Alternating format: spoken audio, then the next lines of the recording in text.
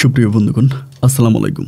দূরে কাছে দেশে অথবা দেশে বাইরে থেকে প্রিয় বন্ধুরা ঠিক এই মুহূর্তে যেখান থেকে বাস্তব জীবনের গল্প শোনার জন্য আমার সাথে জয়েন করেছেন আমি আপন। আর যে আপন জীবনের গল্পের 874তম পর্বে আপনাকে বরাবরের মতো স্বাগতম জানাচ্ছি। বন্ধুরা, আজ আমি আপনাকে শোনাবো কুমিল্লার ছেলে মোহাম্মদ জাহিদ হোসেনের জীবনের হৃদয় কাঁপানো জীবনের গল্পের অনুষ্ঠানে সম্পূর্ণ ব্যতিক্রম ধর্মী এক বাস্তব জীবনের গল্প। বন্ধুরা, আজকের গল্পের টাইটেল যে যৌতুকের জন্য শাশুড়িকে বিয়ে করে মেয়ের জামাই। যৌতুকের জন্য শাশুড়িকে বিয়ে করে জামাই। এই গল্পটা এরকম একটা গল্প যে পুরোটা গল্প জুড়ে যদি আপনারা আমার সাথে থাকেন জাস্ট অবাক হয়ে যাবেন যে এত সুন্দর একটা গল্প এবং এই গল্পের মাঝে এমন কিছু বাস্তবতা ফুটে উঠেছে। প্রিয় বন্ধু, গল্পটা শোনার পর আপনি তাজ্জব হয়ে যাবেন যে বাস্তব জীবনেও এমন ঘটনা ঘটতে পারে। আমি আশা করব শুরু থেকে শেষ পর্যন্ত গল্প জুড়ে আপনারা আমার সাথেই থাকবেন এবং গল্প শেষে অনেক দিন পর পাওয়া কুমিল্লার গল্প, কুমিল্লার জাহিদ হোসেনকে আপনার মতো করে একটা মন্তব্য কমেন্ট বক্সে লিখবেন। ধন্যবাদ সবাইকে। সুপ্রিয় বন্ধুগণ, আসসালামু আলাইকুম। আমার নাম মোহাম্মদ জাহিদ হোসেন, আমার বাড়ি কুমিল্লা।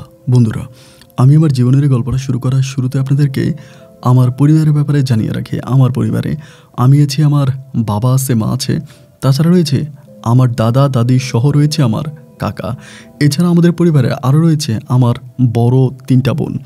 আমার কোনো ভাই নেই, আমার রয়েছে বড় 3টা বোন এবং আমাদের পরিবারটা কুমিল্লা শহর থেকে অনেক দূরে সবুজ শ্যামলে গড়া কোনো এক ছোট্ট গ্রামের এক উচ্চবিত্ত পরিবার। গ্রামের হিসাব করলে তুলনামূলকভাবে আমাদের পরিবারটা উচ্চবিত্ত পরিবার বলাই চলে, কারণ আমার বাবা একজন সৌদি প্রবাসী। আমি খুব ছোটোবেলা থেকে দেখে আসছি আমার বাবা মরুর দেশ সৌদি আরবে থেকে খুব কষ্ট করে আমাদের পরিবারের জন্য অনেক বেশি টাকা পয়সা পাঠাতো এবং বাবার টাকা পয়সায় আমাদের পরিবারটা অনেক সুখে শান্তিতেই কাটতো।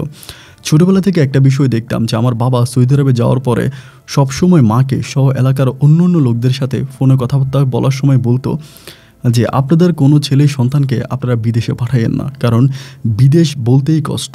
বিদেশে এত পরিমাণের কষ্ট যে যদি কোনো বাবা মা তার স্বয়ং চোখে দেখতো যে তার সন্তান বিদেশের মাটিতে কত পরিশ্রম করে, তবে কোনো বাবা মা কখনোই তার সন্তানকে বিদেশে পাঠাতো না, প্রয়োজনে দেশে না খেয়ে থাকতো। এমন করেই আমার বাবা বিভিন্ন লোকদেরকে বিদেশে না যাওয়ার জন্য পরামর্শ দিত। অনেকেই এটাকে ভালোভাবে নিত, অনেকে মনে করতো আসলেই বিদেশ মনে হয় কষ্ট, খুব কষ্ট করতে হয়। আবার অনেকেই এটাকে সম্পূর্ণ ব্যতিক্রমভাবে নিত। অনেকেই মনে করতো যে একজনে বিদেশে গেলে সে অনেক বেশি টাকা পয়সা ইনকাম করে, সে চায় না অন্যরা বিদেশে গিয়ে তার সমমান হোক, এই জন্য তারা অন্য কাউকে নিতে চায় না। তারাই টাকা পয়সা ইনকাম করতে চায় এবং তারাই বিদেশের সুখ শান্তি ভোগ করতে চায়। গ্রামের এক এক মানুষের এক এক মতবাদ, এরকম করে সময়গুলো কাটতেছে। আমার বড় যে 3টা বোন ছিল তারা মোটামুটি তখন প্রায় অনেক অংশে বড় হয়ে যায়, এবং আর কাকারও অনেকটা বয়স হয়ে যায়। তখন আমার দাদা দাদি আমার কাকাকে বিয়ে করার জন্য বলে যে তুই বিয়ে শাদী কর, কিন্তু আমার কাকা তখন বিয়ে করবে না। কাকা একটাই কথা বলতেছে, আমি বিয়ে করব না, আমি বিদেশে যাব। আমার বাবা বারবার বলতেছে যে তুই বিদেশে আসিস না, কারণ বিদেশের অবস্থা খুব একটা ভালো না এবং বিদেশে আসার পরে হাড়ভাঙা পরিশ্রম করতে হয়, অনেক কষ্ট করতে হয়। এর চেয়েও ভালো হয় কি আমি তোকে টাকা পয়সা দিই, তুই দেশে একটা ব্যবসা বাণিজ্য কর। এই কথা আমার কাকাকে বলে, কিন্তু আমার কাকার কথাই একটাই যে না, আমি দেশে কোনো কিছুই করব না, যত যাই করা দরকার বা যেটাই করতে হয় আমি বিদেশে গিয়েই করব। আমার দ্বারাই দেশে কোনো কিছু করা সম্ভব না, আমি করব না। বাবা যতই বুঝাইলো আমার দাদা দাদি সবাই মিলে, কিন্তু কাকার কথাই একটা যে কাকা বিদেশে যাবে, বিদেশে যাওয়ার ট্যাবলেট আমার কাকা খেয়ে ফেলে। আমার মা অনেক বোঝায় যে তোমার ভাইয়া বিদেশে গেছে, সে বুঝতেছে যে বিদেশ কত কষ্ট, তুমি যাইও না। কিন্তু আমার কাকা বলতেছে প্রয়োজনে আমি বিদেশে গিয়ে মরে যাব, আমি যত ধরনের কঠিন কাজ আছে আমি সব ধরনের কাজ করব অ্যান্ড তারপর আমি বিদেশ যাব, আমি দেশে কোনো কিছুই করব না। আসলেই কাকা দেশে কোনো কিছু করতো না। একটা পর্যায়ে আমার বাবাও আমার কাকার উপরে খুব রেগে যায়, রেগে গিয়ে বলে যে দেখিও কেমনি বিদেশে যায়, আমি ওকে টাকা দিব না। আমার কাকাকে আমার বাবা বিদেশ থেকে কোনো টাকা দিত না, সাহায্য সহযোগিতা করতো না। একইভাবে আমার দাদাও কোনো টাকা দিতে চাইতো না।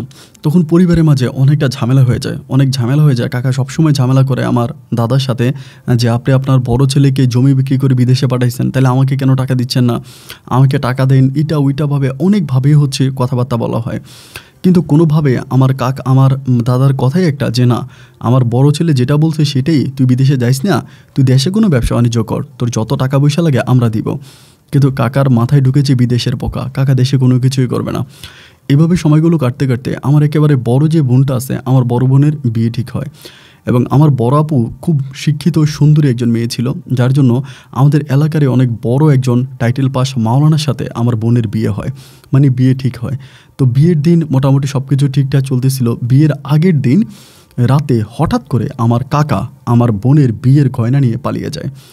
আমার বোনের বিয়ের গয়না নিয়ে কাকা পালিয়ে যায় এবং পালিয়ে যাওয়ার সময় যেখান থেকে গয়নাটা নিয়ে যায়, যে বক্স থেকে নেওয়া যায়, সেই বক্সে একটা চিঠি লিখে যায় যে ভাইয়ের কাছে আমি অনেক কিছুই পাওয়া, বাবার কাছে অনেক কিছু পাওয়া, সোজা আঙ্গুলে এগুলো নিতে পারলাম না বলে আঙ্গুলটা একটু বাঁকা করলাম, বাতিজি তুই আমাকে মাফ করে দিস। এটা বলে কাকা তখন একটা চিঠি লিখে চিরিকুটা ওখানে লিখে চলে যায়। কিন্তু পরের দিন আমার বোনের বিয়ে, তখন আম্মু খুব টেনশনে পড়ে যায়, বাবাও বিদেশ থেকে খুব বিপদে পড়ে যায়। বাবা ফোন করে, মা বলে যে এই ঘটনা, তোমার এই বড় ছেলে, তোমার বড় ভাই, ছোটো ভাই তো টাকা মানে গয়নাকাটি মোটামুটি টাকা টুকে সব কিছু নিয়ে পালাইছে। আব্বু তখন খুব বিপদে পড়ে যায় এবং আব্বু তখন ওই মেয়ের পরিবার মানে ছেলের পরিবারের সাথে কথাবার্তা বলে যে আমার মেয়ের গয়নাকাটি এরকম চুরি হয়ে গেছে, আপনারা বিবাহের কাজ সম্পূর্ণ করেন, এরপর আমি সমস্ত গয়নাগুলো দিয়ে দেবো যেগুলো আপনাদের সাথে আমাদের কথা। এবং ছেলের পরিবারও যথেষ্ট পরিমাণের মাধুর্যমান ছিল এবং তারাও তখন বললো যে ঠিক আছে, সমস্যা নেই, আপনার এটা দিবেন বা না দিবেন এটা আপনার ব্যক্তিগত ব্যাপার, না দিলে আমাদের কোনো আপত্তি নেই, আপনি মেয়েকে যেভাবে সাজিয়ে দেন আমরা এভাবেই বউ বানিয়ে নিয়ে আসবো। যাই হোক, আলহামদুলিল্লাহ এর পরের দিনে আমার বরাপুর তখন বিয়ে হয়ে গেল এবং বরাপুর বিয়ে হয়ে যাওয়ার পরে আমার দাদা দাদি আমার কাকার উপরে খুবভাবে খেপে গেল যে কাকা কোথায় চলে গেল, এখানে ওইখানে বিভিন্ন জায়গায় কাকাকে খোঁজা হচ্ছে, কোথাও কাকাকে খুঁজে পাওয়া যায় না। আমার কাকা চলে যাওয়ার প্রায় 20 দিন পরে আমাদের এলাকার এক লোকের মাধ্যমে আমরা জানতে পারি যে আমার কাকা নাকি বিদেশে যাবে, মানে ইউরোপে যাবে, অবৈধভাবে ইউরোপে যাবে, এটার জন্য লাইন দিছে। দেন পরিবারের সবাই তখন বলতেছে যে ও কোথায় যায়, কী করে না করে, ও মরক বাঁচুক এটা আমাদের কিছু যায় আসে না, কারণ যে কিনা পরিবারের মাথায় এরকম করে বাঁশ দিয়ে বাড়ি মারতে পারে, এমন মানুষ থাকার চেয়েও মরে যাওয়াটাই ভালো। এরকম করে আমার দাদা দাদি খুব মনে কষ্ট নিয়ে আমার কাকাকে অভিশাপ দিতে থাকে। এক পর্যায়ে অনেক দিন চলে গেল, কাকার কোনো খোঁজখবর নাই এবং এরই মাঝে আমার যে মেজো বোনটা আছে, আমার মেজো বোনেরও বিয়ে হয়ে গেল। আমি কিন্তু আমার বিষয় একটু বলে রাখি, আমি কিন্তু ছোটোবেলা থেকে পড়াশোনা করি নাই, কারণ আমার 3 বোনের ভালোবাসা, কাকার ভালোবাসা, দাদা দাদি সমস্ত মানুষের ভালোবাসায় আমার জীবনটা সম্পূর্ণ বেপরোয়া হয়ে ওঠে, আমি পড়াশোনা করি নাই। তো যাই হোক, এরপর যখন মেজো অপুরও বিয়ে হয়ে যায়, মেজো অপুর বিয়ে হবার কিছুদিন পরে হঠাৎ করে একদিন আমার দাদার নাম্বারে কল আসে এবং অচেনা একটা দেশ থেকে কল আসে। দেশ থেকে কল এসে বলে আমার কাকা নাকি ইউরোপে রওনা দিয়েছে, কোন দেশে নাকি কাকার টাকার প্রয়োজন, ওখানে আটকে গেছে, 5 লাখ টাকা লাগবে। এবং ওখানকার লোকেরা বলে যে আপনার ছেলেকে মেরে ফেলবো, টাকা দেন, টাকা না দিলে ছেলেকে মেরে ফেলবো, এটা ওইটা বলে তখন তারা খুব ঝামেলা করতেছে। তখন আমার মাকে আমার দাদা দিল, দাদা দেওয়ার পরে আমার মাও তখন কথা বললো একইভাবে, তারা তখন টাকা চাইলো যে টাকা দিতে হবে, যদি টাকা না দেন তাহলে এই ছেলেকে আমরা এখানে মেরে ফেলবো, মেরে নদীতে ফেলে দিব, এগুলো বলার পরে আমার দাদা তখন ডিরেক্টলি বলে যে ঠিক আছে, ওকে মেরে ফেলেন, আমরা কোনো টাকা দিতে পারবো না, এটা বলে তখন তারা লাইনটা কেটে দেয়। এবং আমার দাদা তখন ডিরেক্টলি বলে যে ওর জন্য আমি কোনো টাকা পয়সা খরচ করতে পারবো না, কারণ ও মানুষ না, ও একটা অমানুষ, ও নিজের ভাতিজির গয়নাকাটি নিয়ে পালাই গেছে, এরকম ছেলে থাকার চেয়েও না থাকাটাই ভালো। এবার আমার মা তখন এই বিষয়টা আমার বাবাকে জানায়, বিদেশে বাবাকে জানায় যে দেখো এমন ঘটনা, ও তো বিপদে পড়ছে, এখন ওকে তো সাহায্য করা দরকার। আমার বাবা তখন বললো যে কী সাহায্য আমি করতে পারি, আমার অবস্থাও তো এখানে খুব একটা ভালো না, বর্তমানে আমার বাবারও কাজকামের অবস্থাটা ভালো ছিল না। পরে আমার বাবা কীভাবে যেন যোগাযোগ করে, বাংলাদেশি দালালের মাধ্যমে যোগাযোগ করে প্রায় 3 লাখ টাকা আমার কাকার জন্য পাঠায় এবং 21 দিন পরে আমার কাকাকে তখন ওইখান থেকে ছেড়ে দেওয়া হয়। দীর্ঘ প্রায় 1.5 মাস পরে আমার বাবা তখন ইউরোপের কোনো একটা দেশে গিয়ে নাকি পৌঁছায়, ইউরোপের কোনো একটা দেশে যায় এবং বাড়িতে ফোন করে সবার সাথে কথাবার্তা বলে। কিন্তু আমার দাদা দাদির উপরে আমার কাকার অনেক ক্ষোভ, মানে অনেক রাগ যে কাকা দেশে আসবে না। এবং এরই মাঝে আমার যে ছোটো যে বোনটা ছিল, একেবারে ছোটো বোনটারও তখন বিয়ে হয়ে যায়। তো আমার দাদা দাদি সবাই বলতেছে, ওই সময় আমার দাদার অবস্থা খুব খারাপ, অনেক অসুস্থ, সবাই আমার কাকাকে বলতেছিল যে তুই দেশে আয়, তোর বাবার অবস্থা ভালো না, তোর বাবাকে এক পলক দেখে যায়নি, বাঁচবে না, শারীরিক অবস্থা খুব খারাপ। কিন্তু আমার কাকার কথাই একটা যে আমি আর দেশে যাব না এবং বাংলাদেশের কথা আমি ভুলেই গেছি, আমার ভাই আমার জন্য কিছু টাকা পাঠাইছে, আমি ভাইয়ের ঋণ পরিশোধ করে দিয়েছি, আমি আর যাব না। তো অনেক বছর এরই মাঝে কেটে যায়, কিন্তু কাকা আর বাড়িতেও আসে না। আমার এরই মাঝে আমার দাদাভাই মারা যায়, দাদি তখন থাকে, দাদি প্রচুর কান্নাকাটি করে যে তুই আয় আয় আয়, অনেক কান্নাকাটি করে। আমার বয়স তখন প্রায় 18 থেকে 19-এর কাছাকাছি। আমিও কাকার মতোই বেপরোয়া ছিলাম। আমার মা সবসময় বলতো যে আমিও আমার কাকার মতোই হব, দুষ্ট প্রকৃতির হব, এটা ওইটা মিলে অনেক কিছু কথাবার্তা বলতো। পরিবারের মধ্যে তখন ছিলাম আমি, আমার মা আর আমার দাদি, আমরা 3 জনে ছিলাম। তো এমতো অবস্থার ভিতরে আমার দাদিও তখন অসুস্থ হয়ে যায়, অনেক অসুস্থ হয়ে যায়। এবং অসুস্থ হওয়ার পর সবাই তখন ফোন করে আমার কাকাকে যে, দেখ তোর মাও মারা যাবে, তুই এগুলো কী শুরু করেছিস, তাড়াতাড়ি দেশে আয়, তোর আম্মুর অবস্থাও ভালো না। এরকম করে কান্নাকাটি করার একটা পর্যায়ে আমার কাকা তখন দেশে আসার জন্য রাজি হয় এবং এক পর্যায়ে কাকা দেশে আসে। আমার কাকা যখন দেশে আসে, আমাদের এলাকাতে মনে হয় যে কোনো এমপি বা মন্ত্রী আসলেও এত মানুষ হতো না, অথচ আমার কাকাকে দেখার জন্য অনেক মানুষ দূর দূরান্ত থেকে ছুটে আসে। যাই হোক, সবাই কাকার সাথে কথাবার্তা বলে, কাকা বাড়িতে আসে। এবার আমার মা কাকাকে বলে যে তোর তো অনেক, আমার কাকার কিন্তু ওই সময় অনেক বয়স হয়ে গেছিলো, একদম চুল টুলো পড়ে গেছিলো, মাথায় কোনো চুল ছিল না, মানে একেবারে বয়স হয়ে গেছিলো। তো আমার মা তখন বলে যে একটা কাজ কর, বিয়ে শাদি করে ফেল, অনেক তো বয়স হয়েছে, তোর তো একদম বুড়ো হয়ে গেছিস। তো কাকা আসলে একটু অন্যরকম হয়ে যায়, একটু সফট মাইন্ডের হয়ে যায়। এবং কাকা বাড়িতে আসার কিছুদিন পরেই, মানে 5-6 দিন পরে আমার দাদিও তখন মারা যায়।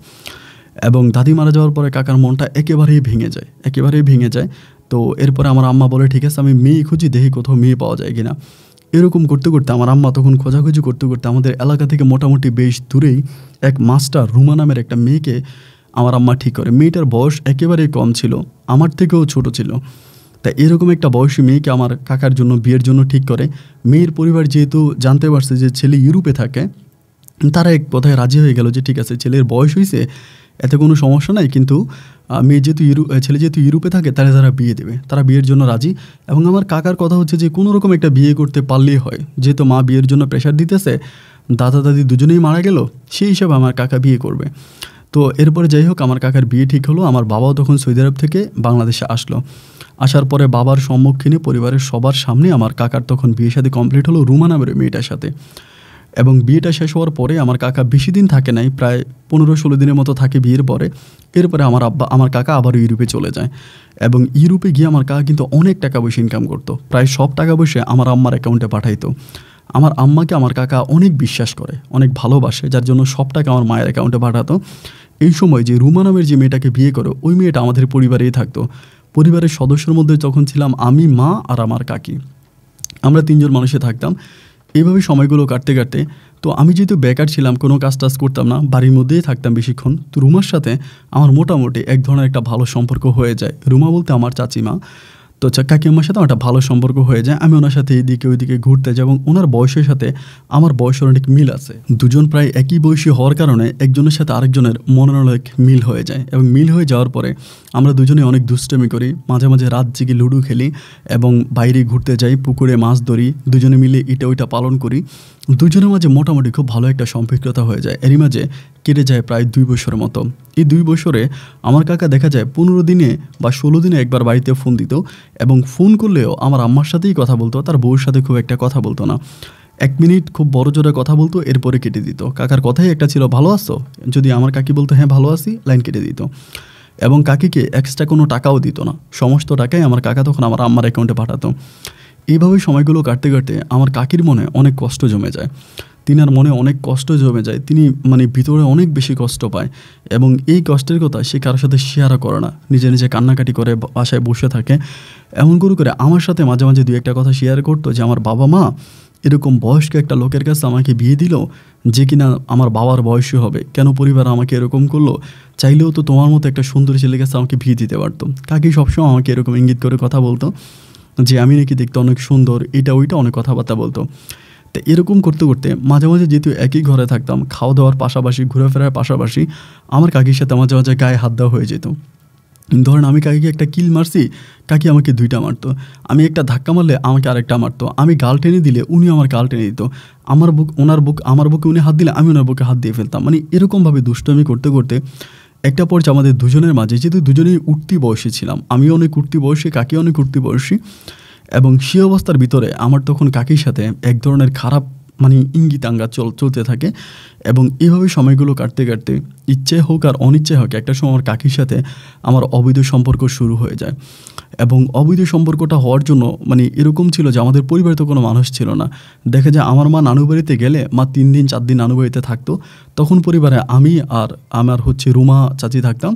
তো দেখা যায় যে আমরা সবসময় একসাথেই ঘুমাইতাম, একই ঘরে একই খাটে ঘুমাইতাম এবং দুজনের মাঝে স্বামী স্ত্রীর মতো সম্পর্ক চলতেই থাকতো।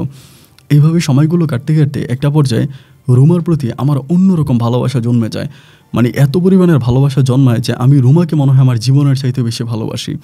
এবং রুমও দেখতে শুনতে মাশাআল্লাহ খুব ভালো ছিল, দেখার মতো একটা মেয়ে ছিল। তার প্রতি আমার খুব ভালোবাসা জমে যায়, আমার খাওয়া দাওয়া কোনো কিছুই ভালো লাগে না। এবং আমি শুধু বারবার তাকে একটা কথাই বলি যে তুমি আমার কাকাকে ডিভোর্স করে দাও।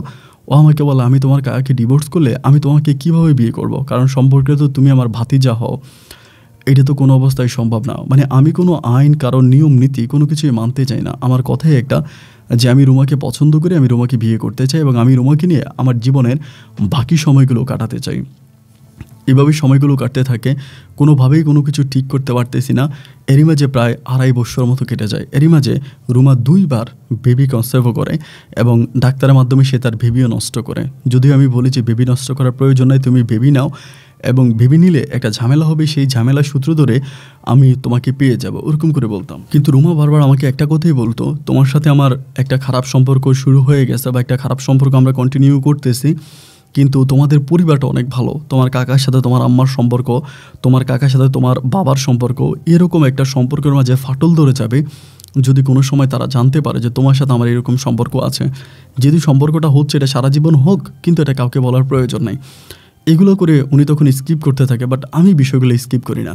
আমি মাঝে মাঝে আমার মায়ের সামনেও ওনাকে জড়ায় ধরে ফেলি, চুমা দিয়ে ফেলি, এটা ওইটা করে অনেক কিছু করি। প্রথম দিকে আমার মা যদিও বিষয়টা দুষ্টামির বাজে নিছিল, যে দুষ্টামি হচ্ছে এরকমভাবেই, কিন্তু একটা পর যে আমার মায়ের অনেক ডাউট ঢুকে যায়, মানে মায়ের মনে অনেক সন্দেহ লাগে, যেরকম কথায় কথা আমি কেন ওকে জড়ায় ধরি, ওর গালে কিস করে ফেলে, ওর বিভিন্ন অঙ্গে হাত দিয়ে ফেলি। আমার মা তখন বিষয়গুলো সন্দেহজনকভাবে নিতে থাকে এবং একটা পর্যায়ে মা তখন কাকাকে ফোন দিয়ে বলে দেশে আসার জন্য। এটা বলে না যে তার বউর সাথে আমার খারাপ কোনো সম্পর্ক হতে যাচ্ছে, এটা ওইটা কিছুই বলে না, জাস্ট বলে যে তুই দেশে আসার জন্য প্রেশার দেয়। আমার কাকা তখন অনেক বছর হয়ে গেছে, বিয়ে করে 16 দিন থেকে গেছে, তা অনেক দিন হয়ে গেছে। পরে আমার মা বারবার বলে যে তুই দেশে আসার জন্য কাকাকে খুব প্রেশার দিয়েছিল। এক পর্যায়ে কাকা দেশে আসবে, দেশে আসার জন্য কাকা প্রস্তুতি নিল। যখন আমার কাকা দেশে আসার জন্য প্রস্তুতি নিল, তখন আমি কী করব, তখন আমার আসলে মাথা ঠিক নাই, কারণ কাকা দেশে আসলেই তো সব কিছু ঝামেলা হয়ে যাবে। রুমাকে নিয়ে কাকা ঘরে থাকবে বা রুমার সাথে কাকার ওই সম্পর্ক হবে, একটা বিষয় কি, রুমার গায়ে কেউ হাত দিবে, এটা আমি চিন্তাই করতে পারি না। রুমার শরীরে কোনো মানুষ হাত দিবে বা রুমার সাথে কেউ কোনো সম্পর্ক করবে, এইটা আমার জীবন থাকতে আমি দিব না। আমার জীবন থাকতে আমি এরকম কোনো কিছু হতে দিব না, কারণ আমি রুমাকে তখন এতই বেশি ভালোবাসতাম যে আমার জীবনটা তুচ্ছ ছিল আমার কাছে, কিন্তু আমার রুমাই সব কিছু। পরে এমন করতেছি, কাকা দেশে আসবে, আমি রুমাকে বারবার বলি যে চলো আমরা পালায় যাই, কাকা দেশে আসবে। ও আমাকে বারবার বুঝাইতো যে দেখো পাগলামি করো না, সব কিছুর একটা লিমিট আছে, এখন যদি এগুলো করে ফেলি তোমাদের পরিবারটা ভেঙে যাবে, তোমার কাকার সাথে তোমাদের সম্পর্ক নষ্ট হয়ে যাবে, এটা করো না। অ্যান্ড ওই সময় আমার বাবার অবস্থাটাও খুব একটা ভালো ছিল না, বাবার অনেক বয়স হয়ে গেছে, আগের মতো টাকা পয়সা ইনকাম করতে পারে না। ওই সময় পরিবারটাও কিন্তু কাকার উপরেই ডিপেন্ড ছিল, কাকাই সমস্ত টাকা পয়সা দিত, পরিবার চালাইতো। এনিওয়ে যে আমার বাবা আবার একবার সৌদিতে গাড়িও অ্যাক্সিডেন্ট করে, বাবার ওই গাড়ি অ্যাক্সিডেন্টের পরে আমার কাকা আমার বাবার জন্য টাকা পয়সা পাঠায়, বাবার চিকিৎসার প্রায় সমস্ত টাকা আমার কাকা ওই ইউরোপ থেকে আমার বাবাকে দেয়। তো সেই হিসেবে রুমা আমাকে বারবার বলতো যে এসব করার প্রয়োজন নেই, আমাদের মাঝে এরকম করে সম্পর্ক থাকুক, এমন করে করে সে আমাকে বোঝাচ্ছিল। তো আমাদের ওই সময় কিন্তু বিল্ডিং ঘর ছিল না, টিনের ঘর ছিল আর কি, টিনের ঘরের মধ্যে থাকতাম আমরা। এবং ওই টিনের ঘরে অনেকগুলো রুম ছিল, বাট টিনের ঘর হলে এটা খুব ভিআইপি ছিল। বর্তমান সময়ের বিল্ডিং ঘরগুলোকেও হার মানাবে, এত সুন্দর ইউনিক ডিজাইন করা বাড়িটা ছিল। তো যাই হোক, এক পর্যায়ে আমার কাকা তখন চলে আসবে, আমি রুমাকে যতই বুঝাইলাম, রুমা আমার কথা শুনলো না এবং আমার সাথে পালিয়ে গেলও না। কাকা তখন বিদেশ থেকে আসলো, আসার পরে একইভাবে কাকা আসছে বিকেলের দিকে, বাড়িতে বিকেলের দিকে আসছে। আমার মা রুমা দুজনেই গেছে কাকাকে রিসিভ করার জন্য, কিন্তু আমি যাই নাই। বাড়িতে আসছে, আসার পরে যখন আস্তে আস্তে করে সন্ধ্যা গনিয়ে আসতেছে, তখন আমার বুকের ভিতর তখন দুপ করে কাঁপতেছে যে আমার রুমাকে আমার কাকা নিয়ে যাবে, কাকার সাথে রুমা থাকবে। এগুলো আমি আসলে ওই সময় মেনে নিতে পারতেছিলাম না, খুব পরিমাণের কষ্ট ছিল। এমন করতে করতে একটা পর্যায়ে আমার কাকা তখন প্রায় 9টার দিকে খাওয়া দাওয়া কমপ্লিট করে ফেললো। 9টার দিকে খাওয়া দাওয়া কমপ্লিট করার পরে কাকা তখন ঘুমাইতে চলে যাবে এবং রুমাকে নিয়ে কাকা তখন বলে যে চলো আমরা ঘুমাইতে যাই। রুমা যদিও যেতে চায় না, একটু আনচান করতেছে, যাবে না। খাওয়ার পরে আমার আম্মার সাথে বসে আছে, কথা বলতেছে। কাকে একটু পরেই ডাকতেছে যে এই রুমা আসো না কেন, রুমে আসো। রুমা যেতে চায় না। আর রুমাকে যখন আমার কাকা ডাক দেয়, তখন ভাই মনে হয় যে আমার কলিজাটা ছিঁড়ে যাচ্ছে। আমি কাউরে বুঝাইতে পারতেছি না যে আমার জীবনটা নিয়ে যান, কিন্তু রুমারে নিয়ে আপনি একটা ঘরে ঢুকেন না। এরকমটা আমার কাছে মনে হচ্ছে। কিন্তু আমি তখন পুরোপুরি অসহায় ছিলাম যে কাকে কি বলবো, বা আমার কথা থেকেও শুনবেও না, আমার কথা থেকেও মানবেও না। তা আমি তখন খুবভাবে ভেঙে পড়ি, কিন্তু ভেঙে পড়ার পরেও চুপ করে থাকি, আর কি আর করা। এবং একটা সময় আমার কাকা যখন রুমা যাচ্ছে না, কাকা তখন এসে রুমার হাত ধরে টেনে রুমের ভিতরে নিয়ে যায়, এবং রুমে নিয়ে যাওয়ার পরে কয়েক মিনিট পরে রুমার আত্মচিৎকার আমি শুনতে পাই। মানে এই ধরনের চিৎকারগুলো শুনতে পাই। যখন ওই ধরনের চিৎকার করতেছে, আমি তখন গিয়ে দরজা ধাক্কাইতে শুরু করি, যে কী হয়েছে রুমা চিৎকার করে কেন, দরজা ধাক্কাইতে আসি। আমার মা তখন গিয়ে আমাকে 2টা থাপ্পড় দিয়ে ওখান থেকে নিয়ে আসছে। আইনা বলতেছে, তুই কি পাগল হয়েছিস, তুই বুঝিস না? আমি কী বুঝবো, রুমা চিল্লায় কেন? আমার মা তখন বলে, আরে তুই কি ছোটো মানুষ নাকি, তারা স্বামী স্ত্রী কত কিছুই করবে, এটা তুই শোনস কেন, তুই তোর মতো করে থাক। যাই হোক, কতক্ষণ পরে আমি আবার রুমে গেলাম, বাট তখন আমি শুইতে পারতেছি না। মানে আমার ভিতরে কেমন জানি কষ্ট কাজ করতেছে, এটা আমি পৃথিবীর কাউকে বুঝাইতে পারবো না। এটা আসলে আমার পরিস্থিতিতে যে পড়েছে একমাত্র সেই বুঝবে যে ওই সময়টা আমার কতটা হৃদয় বিদারক, কতটা কষ্ট করছিল। আমি তখন একরকম খাটে মানে বালিশটা ধরে কান্না করতেছি। মধ্যরাতে একইভাবে আমি আবারও রুমার চিৎকারের শব্দ শুনতে পাচ্ছিলাম, এবং যেই শব্দটা আমাকে এত বেশি মানে আমাকে পাগল করে তুলতেছে যে আমি আর নিতে পারতেছিলাম না। এক পর্যায়ে আমি গিয়ে কাকার দরজার মধ্যে লাথি শুরু করি। 1-2টা লাথি দেওয়ার পরে আমার মা তখন আসে। এসে মা কিন্তু ঘুমায় না, মা এসে আমাকে ধরে, এইগুলো কী শুরু করছিস? আমি বলি, কুত্তার বাচ্চারা ঘর থেকে বেরোইতে বললাম, আমি এই করবো সেই করবো, মানে গালাগালি করতেছি। এক পর্যায়ে কাকা তখন দরজা খুলছে, খোলার পরে আমি কাকার কলার চেপে ধরছি, একেবারে কলার চেপে ধরছি। যেহেতু গ্রাম এলাকা, মুহূর্তের মধ্যে চারদিক থেকে মানুষ মৌমাছির মতো ভোবো করে চলে আসছে। এদিক সেদিক চারদিক থেকে মানুষ চলে আসছে, এসে কী হয়েছে। আমি তখন কাকার কলার চেপে ধরে আছি। কাকা তো খুব অবাক, কিরে ও আমার সাথে এরকম করতেছে কেন? এবং রুমা তখন, আমার মা, সবাই আমাকে কাকার মানে গলা থেকে আমার হাত ছুটানোর ট্রাই করতেছে, বাট আমি হাত ছাড়বো না, আমি ওকে মেরেই ফেলবো, মানে এরকম একটা আর কি। পরে মা, আমরা সবাই জিজ্ঞেস করে কী হয়েছে। আমার গ্রামের অন্য আরেক মানুষ আছে, অনেকে আমাকে জিজ্ঞেস করে যে কী হয়েছে, তুই এরকম করতেছিস কেন, তোর সমস্যা কি, তোর কাকার সাথে তোর কোনো ঝামেলা হয়েছে? আমি তখন সবার সামনে বললাম যে আমি রুমাকে ভালোবাসি, রুমার সাথে আমার সব ধরনের সম্পর্ক হয়েছে, আমি রুমার গায়ে অন্য কেউ হাত দিতে পারবে না। এটা বলে আমি তখন দৌড়ে ঘরের ভিতরে ঢুকে আমি দরজা আটকাই দিই। রুমা তখন ঘরে থাকে, দরজা আটকাই দিই। সবাই তখন বলতেছে যে আমাকে ডাকতেছে, জাহিদ দরজা খোল। জাহিদ এগুলো তুই কী শুরু করছিস গ্রামের ভিতরে, রুমা তোর চাচি হয়, দরজা খোল। আমি তখন দরজা আর খুলতেছি না, একইভাবে দরজা খুলি না, সবাই দরজা লাগতেই আছে, আমিও দরজা খুলি না। এক পর্যায়ে মা বলে, তুই কি দরজা খুলবি নাকি আমরা দরজা ভেঙে ফেলবো?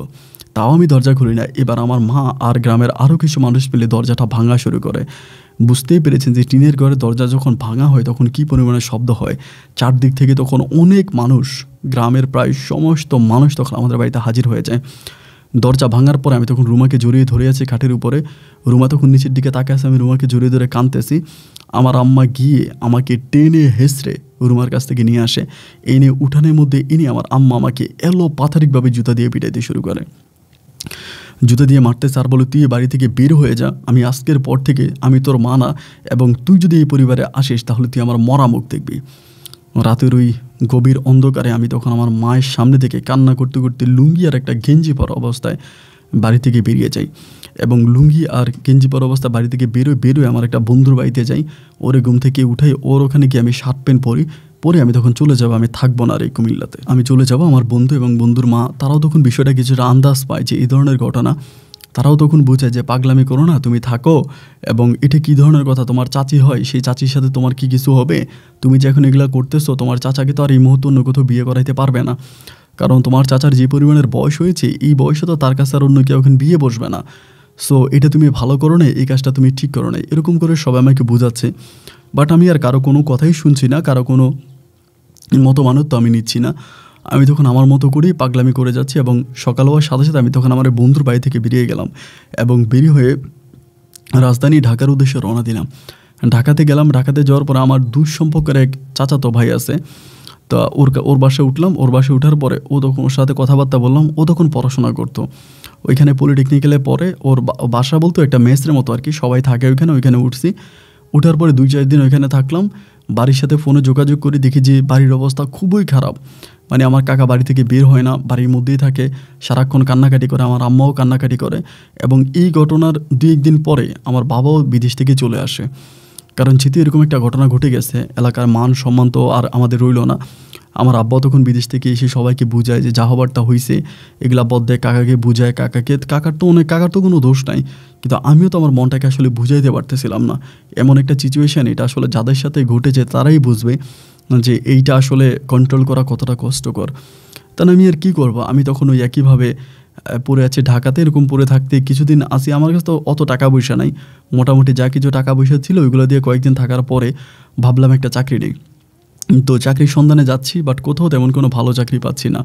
চাকরি করতে হলে ভালো সার্টিফিকেট লাগে, বাট আমার তো কোনো প্রাতিষ্ঠানিক শিক্ষাই নেই, নিজের নামটাই যা কষ্ট করে লিখতে পারি, দেখতে শুনতে ভালো অতটুকুই, কিন্তু মানে পড়াশোনা তো একেবারেই নাই। এই জন্য আমার ভালো কোনো চাকরিও হচ্ছিল না।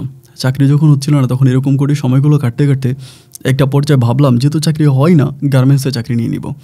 কারণ আমি কোথায় চাকরি করতে সেটা তো আর আমার এলাকার মানুষ জানেই না, আবার জানলেও বা কী সমস্যা, কারণ আমার তো এই কুল দুই কুল কোনো কুলে নেই, সবগুলোই তো আমার গেছে। তাই ঠিক আছে, প্রয়োজনে গার্মেন্টসে চাকরি করবো। আমি তখন একটা গার্মেন্টসে চাকরি নেই, এবং গার্মেন্টসে চাকরি নেওয়ার পরে গার্মেন্টসে চাকরি করতেছি। তো হাতের অবস্থা আসলে তখন ওই সময় খুবই খারাপ। বন্ধুর কাছ থেকে কয়েক টাকা ধার ঋণ করে ওর কাছ থেকে কিছু টাকা নিয়ে গার্মেন্টসে চাকরি করি, সারাটাক্ষণই কান্নাকাটি করি, কখনোই ভালো লাগে না। গার্মেন্টসে যখনই কাজ করি ওইখানে বসে বসে কান্নাকাটি করি, মানে সব কিছু কেমন জানি খুব একঘেয়া মনে হচ্ছে আর কি। এরকম করে কাজ করতে করতে একদিন হঠাৎ করে আমি যেই টেবিলে কাজ করি, আমার সামনের টেবিলের একটা মেয়ের দেখলাম, এবং এই মেয়ের চেহারাটা কিছুটা দেখতে আমার চাচি রুমার মতো ছিল, প্রায় অনেকটাই দেখতে আমার চাচি রুমার মতো। এবং দেখে মেয়েটাকে তখন আমার ভালো লেগে গেল, একটু ভালো লেগে গেল। মানে চোখগুলো একেবারে আমার চাচির মতো ছিল দেখতে, মানে রুমার মতো ছিল চোখগুলো। তাহলে আমার এই মেয়েটাকে দেখার পর খুব ভালো লাগলো। ভালো লাগার পরে আমি যখনই গার্মেন্টসে থাকি, যতটা আমি থাকি, আমি বেশিরভাগ এই মেয়েটার দিকে তাকায় থাকি। তো যেহেতু আমার সামনে টেবিলেই কাজ করে, ওর চোখের দিকে আমি চোখ দিয়ে থাকি, ওর চোখের দিকে তাকিয়ে থাকি। এমন করতে করতে গার্মেন্টসের যে অন্য মেয়েগুলো আছে বা অন্য ছেলেগুলো আছে, তারা অনেকে আমাকে সন্দেহ করে, এবং অনেকেই সুপারভাইজারের কাছে বিচারও দেয় যে জাহিদ এগুলো করে। সুপারভাইজার এসে আমাকে বারবার বলে, যেখানে সবাই কাজ করতে আসছে, যে যার মতো কাজ করবে, কেউ কিন্তু কারোর দিকে তাকাবা না বা খারাপ কোনো ইঙ্গিত কিন্তু করবা না। তা এরপর আমি শুধু ওর দিকে তাকিয়ে থাকি। এরকম করে তাকায় থাকতে থাকতেই প্রায় 15-20 দিনের মতো কেটে যায়। ও আমার সাথে কথা বলে না, আমি ওর সাথে কথা বলি না, কিন্তু জাস্ট তার চোখের দিকে তাকায় থাকে, তার চোখের দিকে তাকায় থাকতে আমার ভালো লাগে। এমন করতে করতে একদিনও আমাকে, মানে গার্মেন্টস ছুটি হওয়ার পরে সন্ধ্যার পরে আমাকে ডাক দিছে যে জাহিদ ভাই একটু দাঁড়ান, আপনার সাথে কথা আছে। দাঁড়াইছি, দাঁড়ানোর পরে আমাকে বলে যে আপনাদের বাড়ি কি কুমিল্লাতে? আমি বললাম হ্যাঁ। পরে আমাকে বলে, আচ্ছা ভাই একটা কথা বলি, কুমিল্লার ছেলেরা তো অনেক খারাপ হয়। তা আমি বললাম যে তাই নাকি, আমি তো জানি না। পরে আমাকে বলে, আচ্ছা বলেন তো আপনি কি তাহলে খারাপ নজরে আমার দিকে তাকান? আমি বললাম যে না, খারাপ নজরে তাকাই না। পরে বলে, তাহলে তাকান কেন? এই প্রশ্ন যখন আমাকে করে আমি একটু বিব্রত হয়ে যাই। বিব্রত হয়ে আমি বলি যে আসলে কী বলবো। ওনার নাম ছিল পাখি, তা আমি পাখি করে ডাকিছে। পাখি আসলে কী বলবো জানি না, মানে আপনার চোখগুলা আমার খুব পরিচিত একটা মানুষের মতো লাগে, এবং সেই মানুষটা এখন আমার নাই, সে মানুষের সাথে আমার কোনো সম্পর্ক নাই, কিন্তু সেই মানুষের চোখের মতো আপনার চোখগুলা।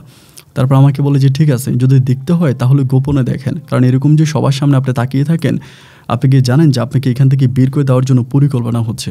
আমি তখন জিজ্ঞেস করলাম যে কী ধরনের পরিকল্পনা, কিসের পরিকল্পনা? পরে আমাকে বলতেছে আপনাকে চাকরি থেকে বের করে দিবে, আপনি আমার দিকে যেভাবে তাকিয়ে থাকেন, এটা জিএম ফিএম বা যারাই আছে অনেকেরই চোখে পড়ছে, সুপারভাইজারের বিষয়টা সবাইকে জানাইছে, তো আপনাকে তো বের করে দিবে, আপনি এভাবে আমার দিকে তাকায়েন না, এবং আপনাকে কিন্তু চাকরিচ্যুত করবে। এটা যখন আমাকে বলে, আমি তখন বলি চাকরি ছেড়ে দিলে ছেড়ে দিব, সমস্যা নাই, আমার তো এরকম কেউই নেই, আমি গার্মেন্টসের সামনে দাঁড়িয়ে দাঁড়িয়ে প্রতিদিন আপনাকে দেখব, কারণ আপনাকে দেখতে আমার ভালো লাগে।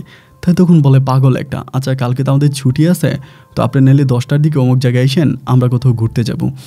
এটা যখন আমাকে বলে ভাই, আমার তখন অন্তরটা এত পরিমাণের আনন্দ পাই, আমার কাছে মনে হয় যে রোমাকে হারানোর পরে এই দিনটাই মানে আমার অনেক বেশি স্পেশাল ছিল।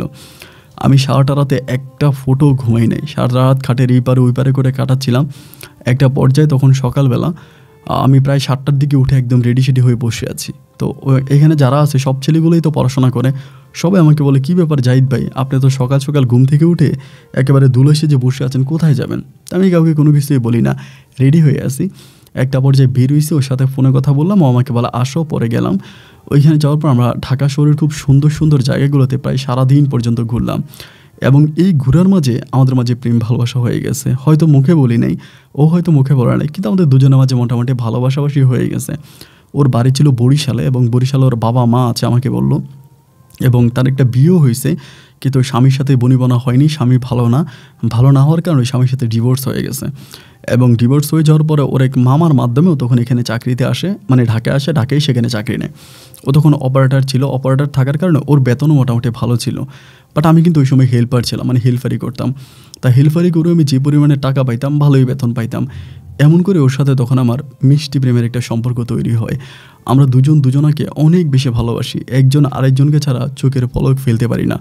গার্মেন্টসে গেলেই সকাল থেকে বিকাল অবধি পর্যন্ত যতক্ষণ গার্মেন্টস খোলা থাকে ঠিক ততক্ষণই একটাই কাজ থাকে, আমি ওর দিকে তাকিয়ে থাকি আর ও আমার দিকে তাকিয়ে থাকে।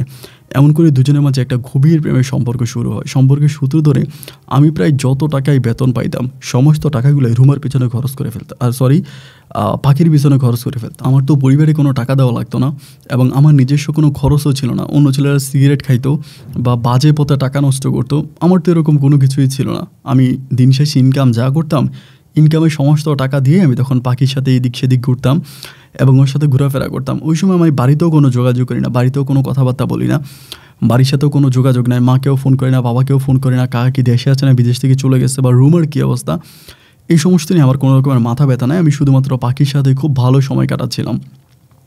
ওকে নিয়ে ওইখানে বিভিন্ন জায়গায় ঘুরতেছি, অনেক রকমের মধুর সম্পর্ক আমাদের তৈরি হলো। এমন করতে করতে সম্পর্কটা প্রায় 3 থেকে 4 মাসের মতো কেটে গেল। আমি এরকম এই 3-4 মাস আমার কাছে মনে হয় যে আমি প্রতিটা দিনে, মানে গার্মেন্টসে যাইলে আমার প্রথমে গার্মেন্টসে যেতে ভালো লাগতো না বা গেলেই মনে হতো যেন বোরিং একটা কাজ, এরকমটা লাগতো। বাট একটা পর্যায়ে আমি তখন বারবার, মানে গার্মেন্টস শুরু হওয়ার আগে, আমাদের ডিউটি শুরু হওয়ার আগে আমি ওখানে গিয়ে বসে থাকতাম। এরকম করে 3-4 মাস আমাদের মাঝে একটা গভীর প্রেমের সম্পর্ক শুরু হয়। হওয়ার পরে আমি একটা সময় চিন্তা করি যে আমি এরকম রুমাকে ভালোবাসছিলাম এবং ভালোবাসার পরে রুমাকে হারাইছি এবং রুমার প্রতি আমার যত ভালোবাসা ছিল এখন সমস্ত ভালোবাসা আমি উজাড় করে পাখিকে দিয়েছি। আর আমি যদি কোনো না কোনোভাবে এখন পাখিকে হারিয়ে ফেলি বা পাখি যদি আমার জীবন থেকে চলে যায়, উড়ে যায়, তাহলে শূন্য খাঁচে আমি পড়ে মরে যাব। অ্যান্ড আমি তখন নিজেই পাখিকে অফার করি ওকে বিয়ে করার জন্য। আমি বললাম যে আমরা বিয়ে করে ফেলি, চল আমরা বিয়ে করি। কিন্তু বিয়ের কথা বললে ও কেন জানে রাজি হয় না। ওকে যতই আমি বলি যে চলো আমরা বিয়ে করে ফেলি, আমরা বিয়ে করে একসাথে থাকি এবং বিয়ে করলে আমাদের মাঝে পবিত্রতা আসবে বা ভালো হবে, এরই মাঝে কিন্তু ওর সাথে আমার বেশ কয়েকবার শারীরিক সম্পর্ক হয়ে গেছে, অনেকবার হয়েছে। তো আমি চাচ্ছিলাম যে আমরা বিয়েটাই করে ফেলি, বিয়েটার মতো পবিত্রতা আর কিছু হতে পারে না, সো বিয়ে করি। যখনই তাকে বিয়ের কথা বলি ও তখনই কেমন জানি বিষয়টা স্কিপ করতে থাকে, মানে ডিরেক্টলি আমাকে বলে না যে বিয়ে করব বা বিয়ে করে ফেলি, এরকম কোনো কিছু সে আমাকে বলে না। যে এরকমটা করে তখন আমার ভিতরে খুব খারাপ লাগা কাজ করতেছে। যে মানুষটাকে আমি এরকমভাবে ভালোবাসি সেই মানুষটা আমাকে বিয়ে করতে চায় না কেন, মানে বিয়েটা সে কেন করবে না। বারবার তাকে বলি যে চলো আমরা বিয়ে করে ফেলি, প্লিজ আমরা বিয়ে করে ফেলি। ও আসলে বিয়ে করার জন্য রাজি হয় না। 1 দিন 2 দিন 3 দিন এরকমভাবেই সময়গুলো কাটতে কাটতে নিজের মাঝে একটা পর্যায়ে এত পরিমাণের কষ্ট কাজ করে যে বিয়ে কেন করবে না। এক পর্যায়ে আমি তার সাথে কথাবার্তা বলি না এবং কথাবার্তা না বলে আমি তখন নেশা টেশা করতে থাকি, এটা ওইটা করতে থাকি, একটু খারাপ ছেলেদের সাথে মিশতে থাকি। মানে ঢাকাতে কিছু খারাপ ছেলে আছে, এদের সাথে মিশতে থাকি এবং এদের সাথে চলাফেরা করি। ও তখন আমাকে বারবার বলে যে তুমি এগুলো করো না, এগুলো ভালো না, তুমি দেখতে শুনতে একটা ভালো ছেলে, স্মার্ট ছেলে এবং তুমি অনেক কিউট আছো, তুমি কেন এগুলো করো।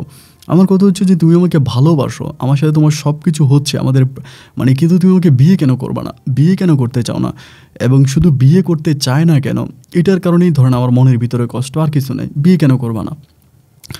এভাবে অনেকগুলো দিন কাটে। তো আমি যে মেসে থাকি ওই মেসে যেহেতু সবাই শিক্ষিত পোলাপাইন, আমি প্রতিদিন সিগারেট খাই, নেশা করি, এটা ওইটা করি, পোলাপাইন দেখে আমার এলাকার যে ভাইটা আছে সে আমাকে এরকম করে বললো আর কি, মানে বন্ধুই, ও আমাকে বললো যে দেখ তুই এগুলো করলে তুই আলাদা চলে যা। পরে আমি আলাদাই তখন গার্মেন্টসের আরেকটা মেস থাকে, গার্মেন্টসের পোলাপাইন ওইটাতে উঠে যায়। তা ওইটাতে উঠে এরকম করে মানে নেশা টেশা করতেছি, খারাপভাবে চলতেছি। তা সবাই তখন পাখিরে বলে যে পাখি তোমার সাথে ছেলেটা রিলেশন করেছে, এখন ছেলেটা এরকম নষ্ট হয়ে যাচ্ছে, নেশা টেশা করতেছে, এটা তো ভালো না, তুমি ছেলেটাকে বিয়ে করো, এমনিও তো তোমাকে বিয়ে করতে চায়, ছেলেটা তো ভালো। ও বলে কুমিল্লার ছেলেরা ভালো না, ওরা একসাথে 3-4টা বিয়ে করে বা এরা অনেক খারাপ হয়, এটা ওইটা বলে। তা সবাই বলে যে না ওই ছেলেটা অনেক ভালো, জাহিদ অনেক ভালো, এটা ওইটা বলে সবাই ওরে বুঝায়। বুঝানোর এক পর্যায়ে আলহামদুলিল্লাহ ও তখন আমাকে বিয়ে করার জন্য রাজি হয়। আমাকে বলে ঠিক আছে তুমি যদি এরকম করেই বলতেছো, ওকে ফাইন আমরা বিয়ে করবো। এরপরে গার্মেন্টসের বন্ধুবান্ধব নিয়ে প্রায় 4 লক্ষ টাকা কাবিন করে আমি তখন ঢাকারই একটা কোর্টে আমি ওকে বিয়ে করি, মানে পাখিকে বিয়ে করি। এবং বিয়ে করার মাঝে আমাদের মাঝে তখন খুব মধুর সম্পর্ক শুরু হয়ে যায়। বিয়ে করে আমরা একটা বাসা ভাড়া করি এবং ওই বাসায় আমি আর পাখি তখন একই সাথে থাকি, একই সাথে ওই বাসার মধ্যে থাকি এবং দুজনের মাঝে খুবই মধুর একটা সম্পর্কে লিপ্ত হই। দুজনাকে অনেক ভালোবাসি। তখন আমিও গার্মেন্টসে চাকরি করে, ও গার্মেন্টসে চাকরি করে, এমন করে সময়গুলো কাটতেছি। কিন্তু তার পারিবারিকভাবে অনেক অভাব, মানে পরিবারকে অনেক টাকা দিতে হয়, তার বাবা মাকে টাকা দিতে হয় এবং তার কোনো ভাই নাই, যার জন্য পরিবারের সমস্ত পরিবারটা ওই দেখাশোনা করে। তো আমিও যেই টাকা বেতন পাই আমিও আমার বেতনের প্রায় সবটাই ওকে দিয়ে দিই, যে ওর যেহেতু কাজে লাগে, ওর পারিবারিক অবস্থা খারাপ, তাহলে আমি ওকে টাকা দিই। আমি সবসময় ওকে টাকা দিই, তখন ওই টাকা ওদের বাড়িতে পাঠায়, ওর বাবা মায়ের জন্য পাঠায়, সবার সাথে কথাবার্তা বলে। এরকম করে সময়গুলো 1 দিন 2 দিন 3 দিন করে কাটতেছে। একটা সময় আমার আম্মু অসুস্থ হয়, আমি এলাকার লোকের মাধ্যমে জানতে পারি। তো এলাকার লোকের মাধ্যমে জানতে পারি যে আম্মাকে সদর হসপিটালে ভর্তি করায়। আমি তখন আম্মুকে দেখার জন্য মানে বাড়িতে যাই। বাড়িতে গেলে পরে হসপিটালে আম্মু থাকে, আমি আম্মুকে দেখার জন্য যে ওই সময় আমার মামা আমাকে দেখে, মানে আম্মুকে দেখতে আমি যাই, মামার সাথে দেখা হয়। মামাকে বলি যে মামা কোন কেবিনে আছে। মামা তখন আমাকে বলে তুই কি চাস যে তোর মা বেঁচে থাকুক? আমি বলি চাইবো না কেন, আমি আমার মাকে ভালোবাসি, মা অসুস্থ, আমি দেখতে আসছি। উনি আমাকে বলে তুই বেরিয়ে যা, তুই এখান থেকে চলে যা, কারণ তুই যদি থাকিস তাহলে তোর মা মারা যাবে। আর তুই কি জানিস তোর এই পাগলামের কারণে তোর বোনের সংসারগুলোতে কীরকম সমস্যা হয়েছে? তোর বড় বোনকে অলরেডি তোর দুলাভাই দিয়ে দিয়েছে, পরে আবার পারিবারিকভাবে সবাই কথাবার্তা বলে তোর দুলাভাইয়ের কাছে আবার দেওয়া হয়েছে। আর তোর মাকে তোর মা ওয়াদা করেছে যে কখনোই তোর সাথে কোনো সম্পর্ক রাখবে না, তোর সাথে দেখা করবে না, কারণ তোর সাথে সম্পর্ক রাখলে তোর ওই ইয়েটাকে সবাই ছেড়ে দিবে, মানে তোর বড় বোনকে তোর দুলাভাই ছেড়ে দিবে। সুতরাং তুই এই আর পাগলামি করিস না ভাগিনা, যা করার হয়েছে আমরা তো আসি, আমরা তোর মায়ের দেখাশোনা করব এবং ইনশাল্লাহ তোর মায়ের কিছু হবে না, তুই ঢাকায় ফিরে যা। হসপিটালের সামনে থেকে মায়ের চেহারা না দেখে আমাকে পুনরায় আবারও রাজধানী ঢাকার উদ্দেশ্যে রওনা দিতে হলো। এবং ঢাকাতে এসে আমি সারাটা রাত কান্না করি, এবং পাখি আমার হাত পা টিপে দেয়, আমাকে মেসেজ করে দেয়, আমাকে বলে কান্নাকাটি করো না, সব কিছু ঠিক হয়ে যাবে, এরকমভাবে চলে না এটা ওইটা। তখন আমি আর মানে এই ঘটনাটার পরে আমি একটু শুপকে যাই বলতে আমি আর কাজকাম করি না, আমি গার্মেন্টসে যাই, আমি সারাক্ষণে বাসায় বসে থাকি। মানে মনটার ভিতরে তখন খুবই কষ্ট কাজ করে এবং মায়ের জন্য অনেক খারাপ লাগে, কান্নাকাটি করি। তা পাখি আমাকে সবসময় বলে যে এরকম করো না, তুমি কাজ করো, তুমি কাজ করতে আসো, তুমি কাজ করো, এটা ওইটা বলে ও আমাকে সবসময় বলে। কিন্তু আমি আর কাজে যাই না, না গেলে এখানে প্রায় 20-21 দিনের মতো কেটে যায়। ও আমাকে তখন বলে তুমি কি আসলে আর কাজ করবা না? আমি তখন বললাম যে না, আমি কোনো কাজ কাম করবো না, আমি প্রয়োজনে আত্মহত্যা করব, আমি আর কোনো কাজ টাজ করবো না, আমার কিছু ভালো লাগে না। মানে আমার তখন মায়ের জন্য খুব খারাপ লাগতো, অনেক কষ্ট হতো। পরেও আমাকে বুঝিয়ে শুনেও তখন বলে যে একটা কাজ করি, আমার একটা ছোটো বোন আছে গ্রামে থাকে, ও আমাকে সবসময় ফোন দিয়ে বলে যে মানে ও চলে আসবে, মানে ঢাকাতে চলে আসতে বলে। আর ও গ্রামে অনেক সমস্যা, অনেক ছেলেরা ওকে ডিস্টার্ব করে, অনেক ছেলেরা ওর সাথে সম্পর্ক তৈরি করতে চায়। তা আমি আমার আমার ছোটো বোনটাকে আমি এখানে নিয়ে আসি, যেহেতু তুমি কোনো কাজকামও করো না, রান্নাবান্নাও করো না, সবসময় বাসায় থাকো, গার্মেন্টস করে এসে আমি আবার রান্নাবাড়া করি, আমার আসলে অনেক টায়ার্ড হয়েছে, আমি আসলে সব নিতে পারতেছি না। সো আমার ওই বোনটা যদি আসে তাহলে ও টুকিটাকি কাজ টাজ করবে, ও একটু কাজ টাজ করলে আমার জন্য একটি হেল্প হবে। এই কথা আমাকে পাখি বলে। আমি তখন বললাম ভালো কথা, তোমার ছোটো বোনকে নিয়ে আসো, সমস্যা তো নাই। এর কিছুদিন পরে ও তখন বললো কি বরিশালে গেল, এবং বরিশালে গিয়ে 2 দিন পরে ওর ছোটো বোনকে নিয়ে আসলো। ওর ছোটো বোন দেখতে প্রায় ওর মতোই, একেবারে ওর মতোই, চেহারা টেয়ারা সব কিছু ওর মতো। তো ওই মেয়েটা সহ আসলো, আসার পরে এই মেয়েটা সহ কাজ করে, এই মেয়েটাও কাজ করে, ও কাজ করে, তারা দুজনে মিলে কাজ কাম করতেছে। মানে মেয়েটা বলতে ওর যেই ছোটো বোনটা আছে, ও ছোটো বোন বাসায় থাকে, বাসায় রান্নাবান্না করে, এটা ওইটা করে, ও তখন মানে গার্মেন্টসে যায় আসে। তা আমি কিন্তু ছোটো বোনের সাথে কথা বলি না, খুব একটা কথা বলি না, কারণ আমার ওই তো এমনিতেও মন মারা ছিল। এইভাবে মাস কাঠি কেটে যাওয়ার পরে একদিন আমার মা আমাকে ফোন করে, আমার নাম্বারে ফোন করে আমাকে বলে যে তোর নানু বাড়িতে আয়। আমাকে এটা বলি যে তোর নানু বাড়িতে আয়, এটা বলার পরে বললাম যে ঠিক আছে আসতেছি।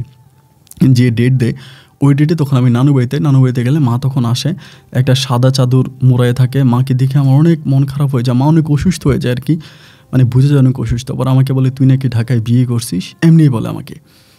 আমি তখন নিচের দিকে তাকায় থাকি, মানে মা মনে হয় শুনতে পাইছে, আর আমাদের এলাকার পোলাপাইন আছে তো অনেকেই পড়াশোনা করে বা অনেক চাকরি বাকরি করে, তাদের মাধ্যমে মনে হয় মা জেনে গেছে।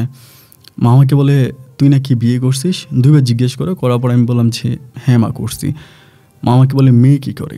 আমি বললাম যে গার্মেন্টসে চাকরি করে। আমার মা তখন আমাকে বলে যে গার্মেন্টসে চাকরি করে একটা মেয়েকে তুই বিয়ে করলি, তুই কি তোর পরিবার সম্বন্ধে জানিস, তুই কোন পরিবারের সন্তান, বা তোর বাবা কী করে, তোর দাদা কী করতো, তোদের পরিবারটা কেমন? আমি তখন বললাম না মা, যেটা জানি বা জানি না সেটুকুন বুঝি না, কিন্তু আমি ওকে বিয়ে করছি, ও গার্মেন্টসে কাজ করলে কী হয়েছে, মেয়েটা অনেক ভালো। আমার আম্মা বলে পৃথিবীতে সব মেয়েরাই ভালো, কিন্তু স্ট্যাটাস ওই মেয়ের সাথে তোর যায় না, বাড়িতে চল। আমি বললাম কী বলো, বাড়িতে যাব? বলে হ্যাঁ বাড়িতে যাবি। আমি বললাম কাকি কোথায় থাকে? বলে তোর কাকি তো ওই ঘটনার পর আর এখানে থাকেই না, তোর কাকি তো তার বাপের বাড়িতেই থাকে, এবং তোর কাকাও তার শ্বশুর শাশুড়ির সাথেই লেনদেন, টাকা পয়সা সব কিছু, আর আমার সাথে কোনো কিছু নেই, তুই চল। আমি তখন আমার মা টেনে হিস্ট্রে বাড়ির মধ্যে নিয়ে যায়। বাড়িতে নিয়ে যাওয়ার পরে আমি তখন ওই যে ওকে তো আমি বিয়ে করছি, পাখিকে বিয়ে করছি, মানে ওর ছোটো বোনের নাম ছিল সাক্ষী। তো আমি পাখির সাথে সবসময় কথাবার্তা বলি ফোনে।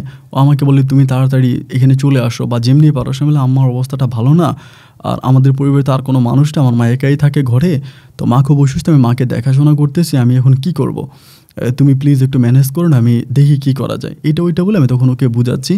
বুঝে আমি তখন আম্মার খোঁজ খবর নিচ্ছি, আম্মার সাথে আসি। এমন করে সময়গুলো কাটতে কাটতে আম্মা তখন আমার জন্য এখানে মেয়ে ঠিক করে ফেলছে, মানে নোয়াখালীতে কুমিল্লাতে মেয়ে ঠিক করে ফেলছে, আমাকে বিয়ে করাবে। আমি তখন বললাম যে মা আমি তো বিয়ে করছি অলরেডি, পাখির সাথে আমার বিয়ে হয়েছে, আমাদের কাবিন হয়েছে, তুমি এটা কী করতে যাচ্ছ? আম্মা আমাকে বলে যে না, ওই মেয়ের সাথে কী হয়েছে না হয়েছে ওইটা আমার দেখার বিষয় না, আমি তোকে এখন বিয়ে করাবো। এই বলে আম্মা তখন আমার জন্য বিয়ে ঠিক করে ফেলে। তো পাখি আবার আমাদের এলাকার ছেলেদের সাথে অনেকের সাথেও কথাবার্তা বলতো। তো ও তখন অন্য অন্য ছেলেদেরকে জিজ্ঞেস করে যে এমন এমন ঘটনা, ওর কী অবস্থা। অন্য ছেলেদের মারফত ও তখন জেনে যায় যে আমার মা আমার বিয়ে ঠিক করছে এবং বিয়ের কথাবার্তা আমার আম্মা ফাইনাল করে ফেলছে। আমার আব্বা তখনও কিন্তু সৌদি আরবেই থাকে। আব্বু তখন এটা আম্মুকে বুদ্ধি দিল যে বিয়ে করাই দাও, দেশে যেহেতু আসছে বিয়ে করাই দাও, বিয়ে করাই দিলে সব ঠিক হয়ে যাবে, এই নিয়ে আমাদের আর চিন্তা করতে হবে না। এবার আম্মা আমাকে বিয়ে করানোর জন্য ওই পরিবারের সাথে দিন তারিখ সব কিছু ঠিক করে ফেলে। এটা তখন পাখি অন্য ছেলেদের মাধ্যমে জেনে যায়, আমি কিন্তু ওকে বলি নাই, কিন্তু অন্য ছেলের মাধ্যমে ও জেনে যায় যে আমি বিয়ে করে ফেলতেছি। এবং আমার বিয়ের যে ডেট পরে ওই ডেটে 2 দিন আগে পাখি তখন একদিন হঠাৎ করে বিকেলবেলা আমাদের বাড়িতে এসে ওঠে। আমাদের বাড়িতে আসার পর আমার আম্মাকে বলে যে আমি ওকে বিয়ে করছি, ও আমার স্বামী, আমার কাছে কাবিনের ব্যাপার আছে। আমার আম্মা বলে এটা কী ধরনের কথা, আমি এটা কখনোই মানি না, আমার ছেলে বিয়ে করবে আমি জানি না। আম্মা মানতেছে না। পাখি তখন কী করলো, আমাদের এলাকার যে চেয়ারম্যান মেম্বার আছে ওদের কাছে যেতে শুরু করলো যে দেখেন আমাকে বিয়ে করছে, এবং বিয়ে করার পরে ও এখন আবার বিয়ে করে ফেলতেছে এটা ওইটা। তখন আমার আম্মা বলে কাবিনের টাকা দিয়ে দেবো, যত টাকা 4 লাখ টাকা কাবিন হচ্ছে আমি কাবিনের টাকা দিয়ে দেবো, তুমি চলে যাও। পাখির কথা হচ্ছে যে পাখি যাবে না, আর আমারও একই কথা যে আমি পাখিকে ছাড়বো না, কারণ আমি তোকে ভালোবেসে বিয়ে করছি, আমি ছাড়বো কেন।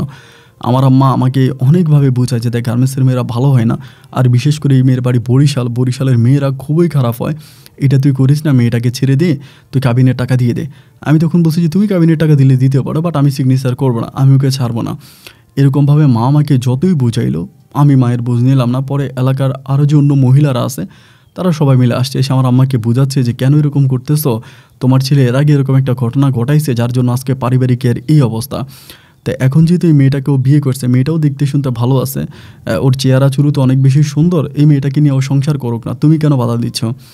গ্রামের জন্য মহিলার আছে, মহিলার সবাই আমার আম্মাকে বুঝাইতে থাকে। এবং আমার আম্মাকে যখন এরকম করে বুঝাচ্ছিল, একটা সময় আমার আম্মা তখন বুঝতে পারলো যে ঠিক আছে, যেহেতু সবাই মিলে বুঝাচ্ছে, তাহলে আমার আম্মা তখন রাজি হয়ে গেল। আমার আম্মা বললো যে আচ্ছা ঠিক আছে, সমস্যা নাই, করছে যখন এবার পারিবারিকভাবে এটা একটা অনুষ্ঠান করব। তা ও তখন বলতেছে, পাখি তখন বলতেছে পারিবারিকভাবে অনুষ্ঠান করা যাবে না, আমার আব্বা আম্মা আমাকে কুমিল্লায় বিয়ে দেবে না, তারা বলে দিছে তারা কুমিল্লায় বিয়ে দেবে না। এখন আমার এরকমভাবে আমার বাপ মা রাজি নাই। তাই আমি বললাম যে ওর বাপ মা যেহেতু রাজি নেই আম্মা, আর ও যেহেতু আমাদের বাড়িতে চলে আসছে, অনুষ্ঠানের দরকার নাই, অনুষ্ঠান করে মানুষ হাসে লাভ কি, আমার যেহেতু অন্য জায়গায় বিয়ে ঠিক হয়েছে, তো সেটা ভেঙে যখন আমি এখন ওকে বিয়ে করবো, এটা মানুষ জানাজানি হবে, এবং গ্রামের মানুষ সম্বন্ধে তো তুমি জানোই, সবাই আবার বাজে মন্তব্য শুরু করবে, বাজে কথাবার্তা বলা শুরু করবে। এর চেয়েও বেটার হয় কি যে অনুষ্ঠানের প্রয়োজন নয়, আমি ওকে নিয়ে এমনিই সংসার করি। আমার আম্মা বলো আচ্ছা ঠিক আছে তুই থাক। পরে আমি ওকে নিয়ে থাকতেছি, এভাবে সংসার করতেছি। তার কিছুদিন পরে, মাস দেড়েক পরে আমার আব্বা তখন বিদেশ থেকে আসছে। আব্বা বিদেশ থেকে আসছে, ওর ছোটো বোন সাকি কিন্তু তখনও গার্মেন্টসে চাকরি করে, ঢাকায় থাকে, গার্মেন্টসে চাকরি করে। আব্বু তখন বিদেশ থেকে আসছে, আসার পরে আব্বু তখন বলতেছে যে কোন জায়গায় বিয়ে করলো, কোন পরিবারে বিয়ে করলো, আমরা কখনো যাই নাই, আমরা কখনো শুনি নাই, এটা হতে পারে না, অবশ্যই আমি অনুষ্ঠান করব। আব্বু তখন প্রেশার দিল অনুষ্ঠান করার জন্য। তখন পাখি বললো যে ঠিক আছে, অনুষ্ঠান করার জন্য যখন প্রেশার দিয়েছে, তাহলে এটা ওর বরিশালে অনুষ্ঠান করবে না, ও ঢাকাতে যে কোনো একটা কমিউনিটি সেন্টার ভাড়া করবে, সেখানে আমাদের বিয়েটা হবে, এই কথা আমাকে বললো। এই কথা বলার পরে দেন আমি তখন করলাম কি, ওইভাবেই ঢাকাতে একটা কমিউনিটি সেন্টার ও ভাড়া করলো, ওর মানে রিলেটিভরা, ওর বাবা মা যারা আছে তারা ঢাকাতে আসলো, অ্যান্ড ঢাকা থেকে আমি ওকে বউ বানাইয়া, পাখিকে বউ বানাইয়া পুনরায় আবারও আমি এই আমাদের কুমিল্লাতে নিয়ে আসলাম। আসার পর আমি ওর সাথে আসি, চলতেছে। এমন করে কিছুদিন কাটার পরে ওর ছোটো বোন মানে সাক্ষী ওকে দেখার জন্য আসবে, এই বাড়িতে আসবে। পরে সাক্ষীকেও নিয়ে আসছে দেখার জন্য। আনার পরে সাক্ষী তখন এই পরিবারে আসে, আসার পরে 2 দিন ধরে ছিল, 2 দিন ধরে থাকতেছে। তো 2 বোনে মিলে মোটামুটি অনেক কাজ কাম করে আমাদের বাসায়, আম্মুকে অনেক দেখাশোনা করে, আম্মুর সাথেও ভালো সম্পর্ক। এইভাবে সময়গুলো কাটতে কাটতে 2 থেকে 3 দিন পরে আমার আম্মা একদিন আমাকে বলতেছে যে জাহিদ, তোরা একটা কথা জিজ্ঞেস করে আব্বু, একটু সত্যি করে বলবি। আমার আম্মু আমাকে বলে। আমি তখন বললাম যে এই সত্যি, এরই মাঝে কিন্তু ওর যে ছোটো বোন সাকির কিন্তু বিয়ে হয়েছে। শাকির বিয়ে হয়েছে এবং অনেক বড় লোক একটা ছেলের কাছে বিয়ে হয়েছে এই ঢাকাতেই বিয়ে হয়েছে। ছেলেটা একটু বয়স বেশি, মানে একটু বয়স বেশি, বাট বয়স বেশি হলো ছেলেটা বাড়ি আসছে ঢাকাতে, বাড়ি আসছে এবং মোটামুটি অনেক বড় লোক। শাকির দেখতে ভালো ছিল, তো এই জন্য ওই ছেলে বিয়ে করছে, মানে দুই বোনে অনেক সুন্দর ছিল। আমার আম্মা আমাকে বলতেছে যে এই তুই যে মানে শাকির নামে যে মেয়েটা আছে, তুই যে বলতেছিস যে এটা তারা এই মানে পাখির ছোটো বোন শাকি, এটা কি তুই শিওর? আমার মা আমাকে বলে। আমি বললাম শিওর নয় তো কি মা, শিওরে তো, ওরা দুই বোন তো অনেকদিন কাজও করছে ঢাকাতে, আমি ওদের সাথে ছিলাম। আমার আম্মা বলে আমার কাছে তো ব্যাপারটা এরকম মনে হয় না বাবা। আমি তখন বললাম কীরকম মনে হয়? আমার কাছে মা বলে তুই একটু ভালো করে খোঁজ খবর নে তো, আসলে শাকি মেয়েটা পাখির কি হয়। আমার আম্মা যখন এই জিনিসটা আমাকে বললো, আমার ভিতরে তখন কেমন জানি ডাউট মানে কাজ করলো যে আম্মা এটা আমাকে কীভাবে বললো। যাই হোক, আমি আর আম্মাকে আর কিছু বললাম না, আমি এটা নিয়ে কথা বললাম না। অ্যান্ড শাকি তখন চলে যাবে, ওর হাজব্যান্ড ওকে ফোন দিতে আসে। তখন আমার মা তখন জিজ্ঞেস করলো আর কি যে কোন জায়গায় বিয়ে হয়েছে, কোথায় বিয়ে হয়েছে। মা তখন ঢাকার ঠিকানাটা নিল, মানে শাকির যেখানে বিয়ে হয়েছে সেই ঠিকানাটা নিল। নেওয়ার পরে যাই হোক এইভাবে আরও 5-6টা দিন কেটে গেল। কেটে যাওয়ার পরে এরই মাঝে শাকিকে তার জামাই অনেক মারে, মানে ঢাকাতে ওর জামাই ওর গায়ে অনেক হাত তোলে, ওকে মারে। ও সবসময় ফোন করে পাখির কাছে কান্নাকাটি করে যে বোন দেখ আমার হাজব্যান্ড আমাকে মারে, এটা করে ওইটা করে, মানে যৌতুকের টাকার জন্য। তার সাথে নাকি কি একটা যৌতুকের কথা হয়েছিল, যৌতুকের টাকা দিতে হবে। এখন পাখি আমারে বারবার বলতেছে যে যৌতুকের টাকা দিতে হবে, আমি কোত্থেকে দিব, আমার ছোটো বোন দিতে পারতেছি না। আর আমারও কিন্তু তখন কোনো ইনকাম নাই, আমি বিয়ে করছি পাখিকে নিয়ে ঢাকাতে এই গ্রামে পড়ে আসি। আমার আব্বা ইনকাম করতেছে, আব্বা আমার অ্যাকাউন্টে টাকা পয়সা পাঠায় আমাকে, আমার বাজারে টাকা দেয়, আমি বাজার টাজার করি। তো আমি পাখিকে টাকা দিব কোত্থেকে? এরকম করে 1 দিন 2 দিন 3 দিন কাটতে যেহেতু পাখি বারবার তার ছোটো বোন শাকির সাথে কথা বলে, আমার আম্মা তখন করলো কি কীভাবে জানি এই শাকির যে শ্বশুর বাড়ি ছিল ঢাকাতে, সেই শ্বশুর বাড়িতে কথাবার্তা বলে আম্মা তখন কার মাধ্যমে জানি জেনে যায় যে পাখি আর শাকি মূলত তারা মা আর মেয়ে, মানে পাখির মেয়ে হচ্ছে শাকি। আমার আম্মা এটা আমাকে বলে। আমি শুনে তখন হাসি। আমি আম্মাকে বললাম আম্মা তুমি কি পাগল হইছো নাকি? এটা কী ধরনের কথা বলো তুমি? এটা কোনো দিনও সম্ভব না, এটা পুরো ফালতু একটা কথা। আমার আম্মা বলে কথা ফালতু না, তুই খবর নিয়ে দেখ। এবার আমার আম্মা বলে আমি 100% শিওর, এবং শিওর হয়ে তোকে বলতেছি যে এই মেয়ের এই পাখির মেয়ে হচ্ছে শাকি, এরা ছোটো বোন বড় বোন না। আমি বললাম মা তুমি এটা উল্টাপাল্টা কথা বলতেছো কেন? এবার আমি তখন পাখির যে বিয়ে করছে কাবিনের পেপার দিয়ে আমি একজন ওদের বাড়িতে বেড়াইতে যাই। মানে ও আমাকে সবসময় বলে আমাদের বাড়িতে যাইও না, বা ও যেতে মানা করে, কিন্তু কেন মানা করে এই ব্যাপারটাও তখন আমার কাছে ডাউট লাগার পরে আমি একজন পাখিদের বাড়িতে বরিশালে বেড়াইতে যাই, পাখিকে নিয়ে যাই না, মানে ঢাকাতে যাই, ঢাকা থেকে ডিরেক্টলি শ্বশুর বাড়িতে চলে যায় বরিশালে। অ্যান্ড যাওয়ার পরে ওইখান থেকে ধরেন আপনার পাখি আমাকে বারবার আমাকে করে তুমি আসছো কেন, কী কারণে আসছো, তোমাকে যাইতে মানা করছি না, এটা ওইটা বলে। সেখানে গিয়ে আমার বেশি টাইম লাগে না, প্রায় 1 দিনের ভিতরেই আমি হাঁটাহাঁটি করে এলাকাতে খবর নেমে বের করে ফেলি যে আসলেই ঠিক পাখির মেয়ে হচ্ছে শাকি। খুব ছোট বয়সে, প্রায় 13 থেকে 14 বছর বয়সে নাকি পাখির বিয়ে হয়। এক প্রবাসীর সাথে বিয়ে হবার পরেই সেখানে মেয়েটা হয়, শাকি হয়। এবং শাকি হওয়ার পর ওই জামাইটা ভালো ছিল না, খুবই খারাপ ছিল, ওকে মারতো, ওরে টর্চার করতো, অনেকভাবে কষ্ট দিত। একটা পর্যায়ে ও তখন ওই জামাইয়ের সাথে সংসার করতে না পেরে তখন শাকি পেটে ছিল। শাকি পেটে থাকা অবস্থায় পাখি তখন স্বামীর ঘর থেকে চলে আসে, এবং স্বামীর ঘর থেকে আসার পরেই শাকি তখন দুনিয়াতে আসে। শাকি তখন মোটামুটিভাবে বড় হওয়ার পরে সে তখন এদিক সেদিকে কাজকাম করে এবং এ পর্যায়ে ঢাকাতে চলে আসে। মূলত পাখির মেয়ে ছিল শাকি, ওরা 2 বোন না। কিন্তু ভাই এটা যদি আমি সাপ গলায় দিয়েও মা মেয়েকে একসাথে দাঁড়া করা এবং সাপ গলায় দিয়ে বলি যে এরা মা আর মেয়ে, এটা পৃথিবীর কেউ বিশ্বাস করবে না। বরং দেখা যায় যে পাখির তুলনায় শাকির বয়স আরও বেশি, এরকমটা মনে হবে যেন শাকি বড় পাখি ছোট, এরকমটা। পাখির যে অনেক বয়স হয়েছে এটা দেখলেই বোঝা যায় না। এরকম অনেক মানুষ থাকে এদের অনেক মানুষ থাকে যাদের আসলে অনেক বয়স হয়েছে কিন্তু বুঝাই যায় না, চেহারা যেন বাচ্চাদের মতো। পাখির অবস্থা ঠিক একই রকম। এই কথাটা যখন আমি শুনতে পাই, এটা শুনতে পাওয়ার পরে আমি তখন প্রচণ্ডভাবে কষ্ট পাই, এত পরিমাণের কষ্ট পাই যে কষ্টের বর্ণনা আমি দিয়ে শেষ করতে পারবো না। আমি তখন কান্না করতে করতে বরিশাল থেকে কুমিল্লা আসার পরে আমি তখন মাকে এসে বলে দিই যে মা তুমি কথা যেটা মনে করছো কথা আসলে এটাই সত্য, পাখির মেয়ে হচ্ছে শাকি। আমার আম্মা বলে আমি সব কিছু খোঁজখবর নিয়েই আমি তোকে বিষয়টা বলছি, তুই তো আমার কথা বিশ্বাস করস নাই, তুই আমার একমাত্র ছেলে, আমার আর কোনো ছেলে নাই, কত স্বপ্ন ছিল তোকে একটা ভালো ফ্যামিলিতে বিয়ে করাবো, একটা শিক্ষিত মেয়েকে বিয়ে করাবো। যাই হোক তুই পছন্দ করলে গার্মেন্টসের একটা মেয়েকেই তুই বিয়ে করলি। আমার কোনো সমস্যা নেই, গার্মেন্টসে যারা কাজ করে তারাও তো মানুষ, ওই হিসাব করে আমি মেনেও নিলাম। কিন্তু রে বাবা, এটা তুই কী করলি? এটা তুই কী করলি? যার বিয়ের বয়সে একটা মেয়ে আছে আর যার মেয়ের বিয়ে হয়ে গেছে, এরকম একটা বুড়িকে তুই বউ বানায় আনলি।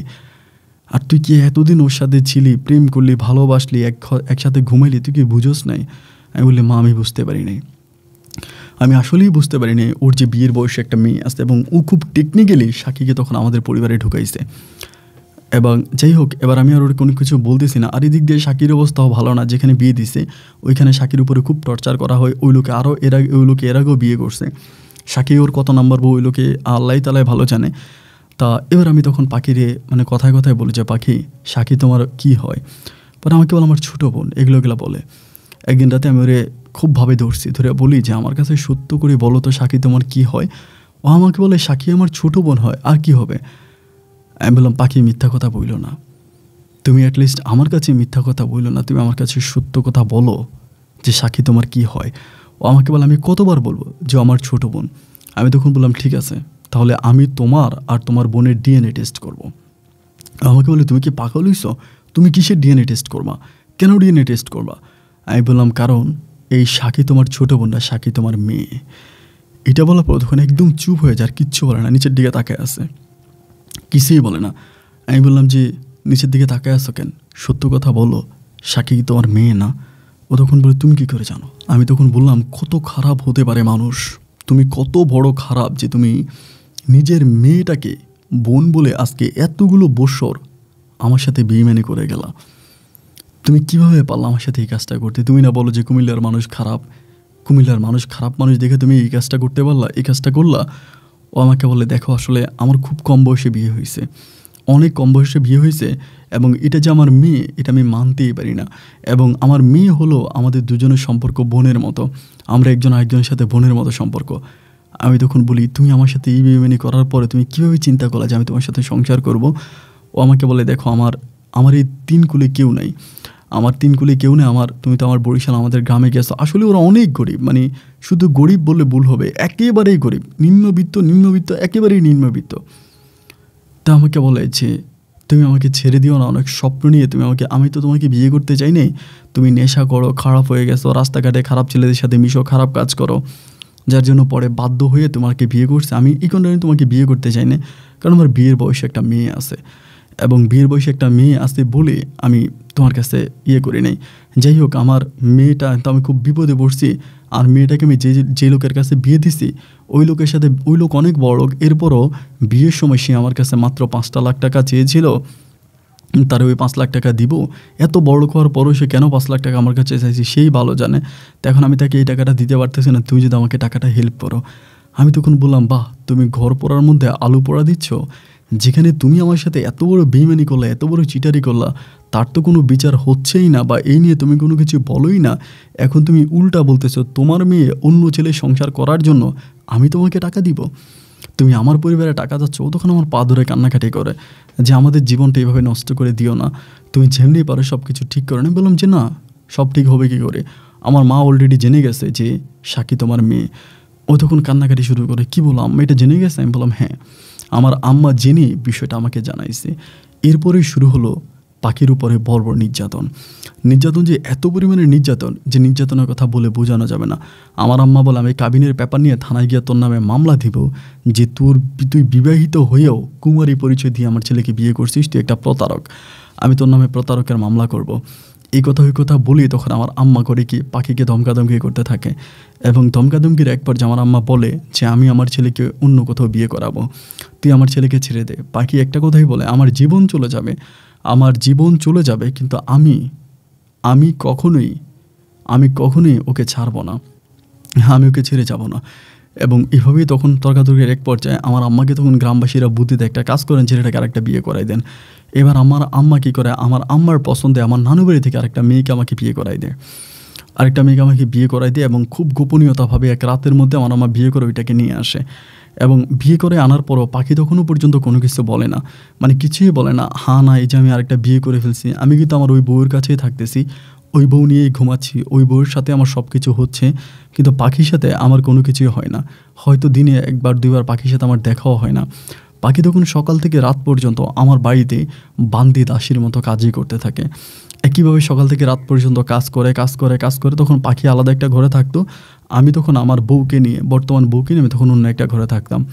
এরকম করে সময়গুলো কাটতে আমাদের বাসার কাজের ছেলে, আমাদের বাসাও কাজ করে আর কি, ওরে একদিন আমার আম্মা কি শিখাই দেয় না ওই কি ঘটনা, একদিন রাত 10টার দিকে আমার আম্মা ওই পাখির ঘরের ভিতরে পাখিরে মারতে থাকে এবং চিৎকার চেঁচামেচি করতে থাকে। আমি তখন ঘর থেকে উঠে দেখি যে একটা হাফ প্যান্ট পরা অবস্থা আমাদের বাসার যে কাজের ছেলেটা আছে ও পাখির মানে ঘরের খাটের কোণার ভিতরে বসে আছে।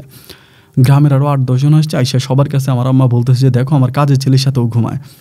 আমার ছেলের আমি অন্য কোথাও বিয়ে করেছি, বিয়ে করার কারণে এই মেয়ে আমার কাজের ছেলের সাথে ঘুমাইতেছে, এই যে কাজের ছেলের সাথে ধরছি। এভাবে তাকে তখন মারার পরে ও বলতেছে ওকে ডিভোর্স কর, মানে আমাকে ডিভোর্স করতে বলে কাবিনের টাকা দিয়ে দেবে আমার আম্মা বলে। ও তখন বলে আমি ডিভোর্স করবো না ওকে।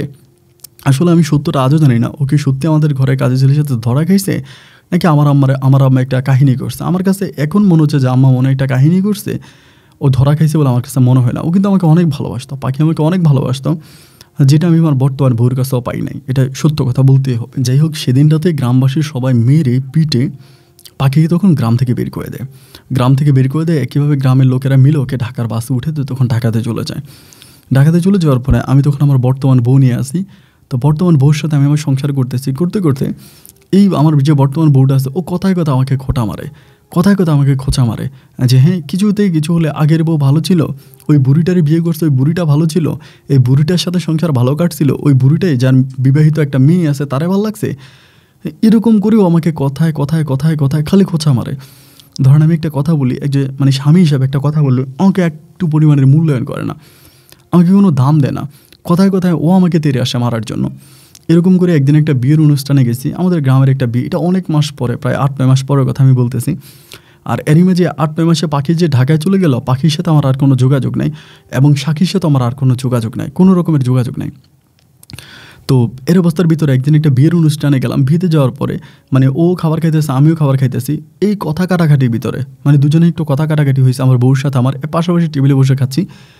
এর ভিতরে তখন করলো কি, প্লেটের মধ্যে যে আপনার মাংস, দুধি, তারপরে ভাত, এটা ওইটা সব কিছু এই পুরো বাড়ির মানুষের সামনে, মানে বিয়ে বাড়ির মানুষের সামনে আমার মাথার উপর ঢেলে দেয়। শুধু তাই নয়, একবারে মাংসের যেই ইয়েটা থাকে, বাড়িটা থাকে, মাংসের বাড়িটা সহ একদম গরম মাংস আমার মাথায় ঢেলে দেয়। এই যখন গরম মাংসটা মাথার উপরে ঢেলে দেয় তখন আর রাগ কন্ট্রোল করতে পারিনি। তখন এই চেয়ার দিয়ে আমি ওকে ওখানে পিটাইতে শুরু করি। পিটাইতেছি, মানুষ মানে আমাদের ধরে রাখতে পারতেছে না, যে আসে তারাই মারতেছি। এরকম করে সে শুয়ে পড়ে আমি তাকে লাথি মারতেছি এবং এরকম করে লাথি মারতে একটা পর্যায়ে আমার লাথিটা ওর কোথায় পড়ে আমি জানি না, হঠাৎ করে খুব জোরে চিৎকার করতেছে, এক পর্যায়ে আর লড়াচড়া করে না। সবাই ধরে হসপিটালে নিয়ে যাবে, এখানেই ডাক্তার থাকে, মানে ওদের বাড়ির গ্রাম্য ডাক্তার থাকে, হসপিটালে নিয়ে যাবে। ওই ইয়েতে উঠে, গাড়িতে উঠে সময় গ্রাম্য ডাক্তাররা হাত ধরে বলতেছে যে ওর নাই, মারা গেছে। শুনে আমার আম্মা তখন বলে যে তাড়াতাড়ি বেরো। আমি তখন ওইখান থেকেই মনে করেন এই মাংস অবস্থায় বের হই এবং বের হয়ে আরেকজনের বাড়িতে গিয়ে কাপড় চোপড় পরিবর্তন করে আম্মার সাথে ফোন করতে হলে আম্মা বলে তো মারা গেছে, ওর বাপ মা তো থানাতে গেছে, তুই তাড়াতাড়ি পালা। আমি ধরেন সেখান থেকে এখান থেকে পালাইয়া চলে গেলাম ঢাকাতে যাওয়ার পরে আমার আম্মার সাথে যোগাযোগ হচ্ছে। আমাদের বাড়িতে প্রতিনিয়ত পুলিশ আসতেছে, আমাকে খোঁজ করতেছে পুলিশে, মানে খুব খারাপ অবস্থা, মানে পুলিশ আমাকে মানে খোঁজাখুঁজি করতেছে। এই অবস্থার ভিতরে আমি ঢাকাতে গিয়ে লুকিয়ে থাকা অন্য লোকদের সাথে, মানে আগে যাদের সাথে চলাফেরা করতাম তাদের সাথে চলাফেরা করার পরে অনেক পরে আমি তখন পাখির সন্ধান খুঁজে বের করি এবং পাখির ঠিকানা বের করি এবং ঠিকানা বের করার পর আমি জানতে পারি যে পাখি খুবই ভিআইপি একটা অবস্থানের মধ্যে থাকে, ভিআইপি একটা বাসায় থাকে, অনেক বড় লোকের একটা ভিআইপি বাসার মধ্যে থাকে এবং সেই বাসার মধ্যে থাকে। আমি তখন পাখির সাথে প্রথমে ফোনে যোগাযোগ করার পর ও বলল নাকি বিয়ে হয়ে গেছে। আমি তখন বললাম যে তোমার বিয়ে হয়ে গেছে, তুমি তোমার হাজব্যান্ডকে ছেড়ে দাও, আমি তোমার সাথে সংসার করো, তুমি আমাকে বিয়ে করো, আমি আমার বউকে ছেড়ে দিয়ে চলে আসছি। বউ যে মরে গেছে আমি এটা বলি নাই। তো বলে আমি তোমাকে বিয়ে করতে পারো না, আমার বিয়ে হয়ে গেছে। তা ওর যে বাসা, আমি বাসার সামনে মাঝামাঝি গিয়ে দাঁড়ায় থাকি, কান্নাকাটি করি, এটা ওইটা মানে অনেক রকমের ইয়ে করি। অ্যান্ড এমন করতে একদিন শাকির হাজব্যান্ডকে তো আমি চিনি, মানে ওর মেয়ের জামাই একদিন আমাকে ওইখানে দেখার পর আমাকে বলে যে আপনি এখানে কী করেন, মানে খুব খারাপ ব্যবহার করে আমার সাথে। তার সাথে আমার মোবাইলে ভিডিও কলেও কথা হয়, সে আমার গায়েও হাত তোলো, ওইখানে খুব ঝামেলা করে। আমি সেখান থেকে চলে আসার পরে পাখি আমাকে ফোন দিয়া বলে যে তোমার কাছে অনুরোধ, তুমি আর কোনো দিনের জায়গায় আইসো না। তুমি যদি এই জায়গায় আসো আমার সংসারটাও ভেঙে যাবে, আমার মেয়ের সংসারটাও ভেঙে যাবে। আমি তখন বললাম যে পাখি তুমি গেলে কী বলতেছো, তোমার সংসার ভাঙবে কেন, তুমি বিয়ে করছো কাকে, এটা আমি জানতে চাই, কাকে বিয়ে করছো? ও তখন বলে আমি বলতে পারবো না। আমি বললাম যে পাখি দেখো তোমার কাছে অনুরোধ করতেছে, আমার কাছে সত্য কথা বলো, তুমি কাকে বিয়ে করছো, কাকে বিয়ে করছো, কার সাথে আসছো, কে তোমাকে এত টাকা পয়সা দিল, এত দামি ফ্ল্যাটে রাখলো, তুমি বিয়েটা কাকে করছো? ও তখন কিচ্ছু বলে না। আমি বললাম যে দেখো তোমার কাছে অনুরোধ করতেছি, বিয়েটা কাকে করছো তুমি আমাকে বলো। ও আমাকে বলে আমার মেয়ের জামাইকে। এবং তোমার মেয়ের জামাই মানে শাকির হাজব্যান্ড? কেউ বলে হ্যাঁ। আমি বললাম এটা তুমি কী ধরনের কথা বলে, তোমার মেয়ের জামাই নাও? বলো আমার মেয়ের জামাই, কিন্তু এছাড়া আমার কাছে আর কোনো পথ খোলা ছিল না, এছাড়া আমার কাছে আর কোনো পথ খোলা ছিল না, এটা করতে আমি বাধ্য হয়েছি। আমি তখন বললাম যে এটা করতে বাধ্য হয়েছো মানে এটা কী কারণে করছো, করছোটা কী কারণে আমাকে বলো। ও আমাকে বলো আমি যে আমার মেয়ের জামাইকে বিয়ে করছি এটা আমার মেয়েও জানে না, আমার মেয়েও জানে না। আমি বললাম যে আমাকে তুমি ঘটনাটা খুলে বলো যে কী হয়েছে এবং কেন তুমি ওকে বিয়ে করলা। পরে পাখি আমাকে বললো ঢাকা থেকে, ও যখন ঢাকাতে ব্যাক করে কুমিল্লা থেকে, ব্যাক করার পরে ওর হাজব্যান্ড মানে মেয়ের জামাই বারবার মেয়েটাকে মারতেছিল, মানে মেয়েরে মারতেছে যে মেয়ের সাথে এই করবে সেই করবে, মেয়ের গায়ে হাত তোলে এবং টাকার জন্য। ওই 5 লাখ টাকা তখন ও দিবে বলছিল মেয়ের জামাইকে, তা ওই টাকা যেন দিচ্ছে না এই জন্য। পরে মেয়ের জামাইয়ের সাথে ও বসে, মানে পাখি বসে, বসার পরে পাখি তখন বলে এবং একইভাবে সেখানেও পাখি অনেক মিথ্যা বলছে। মানে যখন মেয়েকে বিয়ে দেয় তখন ও ছোটো বোন পরিচয় বিয়ে দিছে, মানে ছোটো বোন পরিচয় বিয়ে দিছে। প্রথমে কেমনে কেমনে কাগজপত্র করছে ওই এগুলো ভালো জানে, মানে ওর মুখ থেকে যেটা শোনে ছোটো বোন পরিচয় নাকি ওই ছেলের কাছে বিয়ে দিছে। এবং বিয়ে দেওয়ার পর আমার সাথে যেরকম প্রতারণা করছে ছেলের সাথেও একইভাবে প্রতারণা করছে। এবং করার পরে ছেলে সব কিছু ডিটেলস পাইছে, পাইয়া ওরে পছন্দ করছে, মানে পাখিরে বলতেছে যে তুই যদি আমাকে 5 লাখ টাকা না দিস তাহলে তুই আমার সাথে থাকতে হবে, তুই আমার সাথে থাকবি সমস্যা নেই, তোর মেয়ে আমার সাথে থাকবে, তুই আমার সাথে থাকবি। পাখি তখন এটাতে রাজি হচ্ছিল না। পাখি তখন বলে যে না এটা হতে পারে না, আপনি আমার মেয়েকে বিয়ে করছেন, আমি আপনার সাথে কীভাবে থাকবো। এরপরে মেয়ের উপরে শুরু হয় অত্যাচার, মায়ের দৌড়, এটা ওইটা খুব ঝামেলা। পরে সেও খুব মানে ভেঙে পড়ে, কিন্তু আমি তাকে নাকি ছেড়ে দিলাম, এতেও সে কষ্ট। তারপরে মেয়ের আবার কষ্ট, সব কিছু মিলিয়া মেয়ের জামাই তাকে একটা ঘর ভাড়া করে দেয়, মানে শাকির জামাই ওই ঘরেও থাকতো। এই জামাই সবসময় আসতো যাইতো, আসতে যাইতো, এরকম ঘুরতো।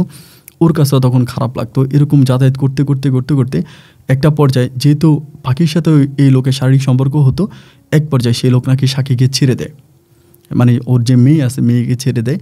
এবং মেয়েকে ছেড়ে দিলে পরে মেয়েকে যেদিন ছেড়ে দেয় এর পরের দিনে এই লোকে পাখিকে বিয়ে করার জন্য প্রস্তাব করেছে আমি তোমাকে বিয়ে করব। পাখি তখন বলে যে এটা হতে পারে না, এটা কীভাবে সম্ভব। এরপরও কাজে নিয়ে আসে এবং ঘরোয়াভাবে পাখিকে নাকি তার মেয়ের জামাই বিয়ে করে, কিন্তু এর আগে নাকি শাকিকে ছেড়ে দেয়, মেয়েকে ছেড়ে দিয়ে মেয়ের মাকে বিয়ে করে। এবং শাকিকে যখন ছেড়ে দেয় শাকি তখন আবার পুনরায় আবার কোনো একটা কিসে জানি চাকরি করে, সেখানেই থাকে। এবং এই লোকে নাকি পাখির সাথেও থাকে। এই লোকের আরও 3টা বউ আছে ঢাকাতেই, 3টা বউর সাথেও থাকে এবং পাখির সাথেও থাকে, শাকিকে ছেড়ে দেয়। আমি তখন বললাম এই যে এতগুলো কাহিনী তোমার লাইফে ঘটে গেল বা এতগুলো ঘটনা তুমি ঘটাইলা, এটা কী কারণে, মানে কেন ঘটাইলা? ও আমাকে বলে দেখো আমি কি করবো, আমি খুব অসহায় ছিল এবং আমাদের মতো গরিব মানুষগুলোর এটাই সমস্যা, আমরা পরিস্থিতির কাছে এতটাই অসহায় যে আমাদের কোনো কিছু করার থাকে না। আমি তখন বললাম যে তোমার মেয়ের জামাই যে বারবার তোমার কাছে আসতো বা এই ধরনের কাজ করতে, তুমি আইনের আশ্রয় নিতে না? আমাকে আমি কি কাকে নিয়ে আইনের আশ্রয় নিব? আমার বাবাও নাই, মাও নাই, এবং এই অচেনা শহরে আমার গার্ডিয়ান বলতে কেউই নাই।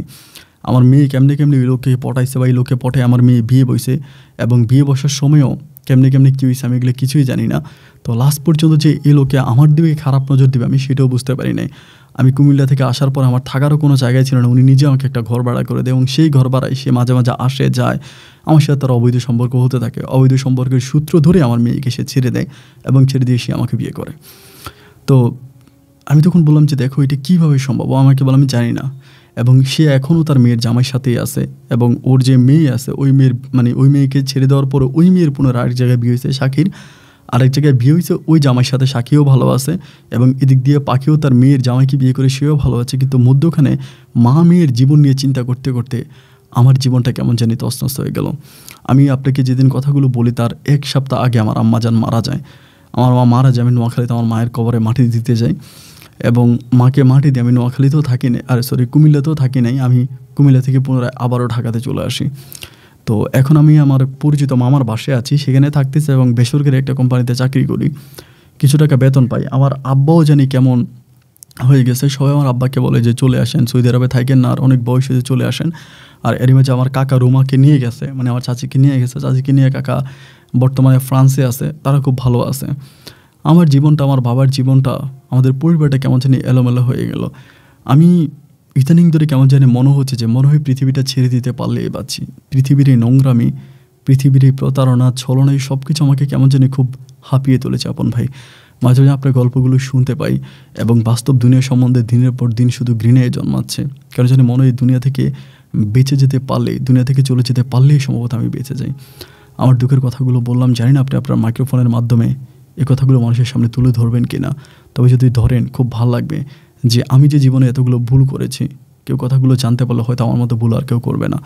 আমার সবচেয়ে ভুলের ভিতরে বড় ভুল হচ্ছে আমি পাখিকে ছেড়ে দিয়েছি। যদি আমি পাখিকে না ছেড়ে, আমার মায়ের কথা না শুনে পাখির সাথে সংসার করতাম, তাহলে পাখিও এরকম একটা পাপ কাজে লিপ্ত হতো না, আমিও আজকে মার্ডারের আসামি হয়ে রাস্তায় রাস্তায় ঘুরে বেড়াতাম না। আপন ভাই ভালো থাকবেন, আপনার জন্য দোয়া ভালোবাসা কাজ করে। আপনাদের কুমিল্লার মানুষ, এই জন্য অনেক ভালো লাগে। আসসালামু আলাইকুম।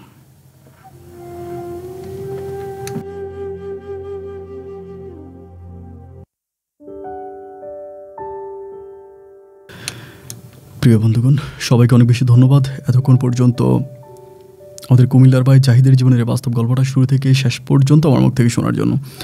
এই গল্পটা লাস্টের অংশটা আরও অনেক বড় ছিল। পাখির সাথে তার মেয়ের জামাইয়ের অনেক কাহিনী আছে, মানে আরও প্রায় 1 ঘন্টারও বেশি সময় লেগে যেত যদি আমি সেই কাহিনীটা আবার তুলে ধরতাম, যে পাখির সাথে তার মেয়ের সম্পর্কের, মেয়ের জামাই সম্পর্কের ওই ঘটনাগুলো, এগুলো অনেক লম্বা ছিল, যার জন্য আমি সেদিকে না গিয়ে আপনাদেরকে সংক্ষেপে বুঝিয়ে দেওয়ার জন্য চেষ্টা করেছি। তারপর যদি কেউ কোনো অংশে না বুঝে থাকেন আপনারা কমেন্ট করবেন, আমি চেষ্টা করবো রিপ্লাই করার জন্য। মানে শেষের দিকটা আরও অনেক লম্বা ছিল, পুরো গল্পটা অনেক বড়। মানে পাখি কিন্তু ধরিয়ে তার মেয়ের জামাইকে বিয়ে করে ফেলে নাই, বিয়ে করতে সে বাধ্য হয়েছে। আবার এদিক দিয়ে সাকি অনেকবার অসুস্থ হয়েছে, এই সাকির চিকিৎসার জন্য টাকা ছিল না, এবং পাখি নিজেই মেয়ের জামাইয়ের সাথে শুয়ে তারপর মেয়ের জামাইয়ের কাছ থেকে টাকা নিয়ে মেয়েকে চিকিৎসা করিয়েছে। এটা অনেক ঘটনা আছে, আমি সেই ঘটনার দিকে না গিয়ে খুব ছোটো করে আপনাদেরকে বুঝিয়ে দেওয়ার চেষ্টা করেছি। বন্ধুরা, মাঝে মাঝে আমি একটা বিষয় চিন্তা করি, আমিও অনেক অনেক গল্প নিয়ে, যেমন এই গল্পটা নিয়ে আমি কালকে রাত থেকে অনেক বৃষ্টি হচ্ছিল এবং বৃষ্টি হওয়ার সময় বারান্দায় বসে বসে চিন্তা করতেছিলাম যে মানুষের জীবন এরকম কেন। মানে জাস্ট জীবন নিয়ে যখন চিন্তা করি, বাস্তব জীবন নিয়ে যখন চিন্তা করি, তখন ভাবি যে আসলেই এই দুনিয়াতে প্রতিটা মানুষে না অভিনয় করে। আমরা বলি যে আমরা সিনেমায় যাদেরকে দেখতে পাই তারাই মূলত অভিনয় শিল্পী, না, আমরা পৃথিবীতে বাস্তব জীবন আমরা প্রত্যেকটা মানুষ নায়ক নায়িকা। আমরা বাস্তব জীবনে প্রতিটা মানুষ অভিনেতা অভিনেত্রী। আপনি দেখেন, মেয়ের জামাইকে বিয়ে করলো পাখির মতো। পাখির সম্বন্ধে আমি যতটুকু শুনলাম জাহিদের কাছে, যথেষ্ট পরিমাণে ভালো একটা মেয়ে ছিল, বাড়ি বরিশালে ছিল, কিন্তু মন মানসিকতা অত্যন্ত ভালো ছিল, অনেক ভালো একটা মেয়ে ছিল। এত ভালো একটা মেয়ে থাকার পরেও সে মেয়ের জামাইকে বিয়ে করতে বাধ্য হয় এবং কতটা প্রেশারে পড়ে নিজের মেয়ের জামাইকে বিয়ে করে ফেলে। আল্লাহ রহমত করুক, আল্লাহ হেদায়েত দান করুক, এবং এই সমস্ত খারাপ কাজ থেকে আল্লাহ সহজ সরল মানুষগুলোকে রক্ষা করুক। সমাজের চাপে পড়ে, পরিস্থিতির চাপে পড়ে মানুষ যাতে বিনষ্ট না হয়, খারাপ পথে না যায়, আল্লাহ তাদেরকে সঠিক পথে নিয়ে আসুক, সেই শুভকামনায় আজকের মতো আমি এখন এখানেই বিদায় নিচ্ছি। বন্ধুগণ, আপনাদের সাথে আমার দেখা হবে অন্যদিন অন্য কারো বাস্তব জীবনের গল্প নিয়ে। সে পর্যন্ত সবাই ভালো থাকবেন আর সুস্থ থাকবেন। আল্লাহ হাফেজ, আসসালামু আলাইকুম।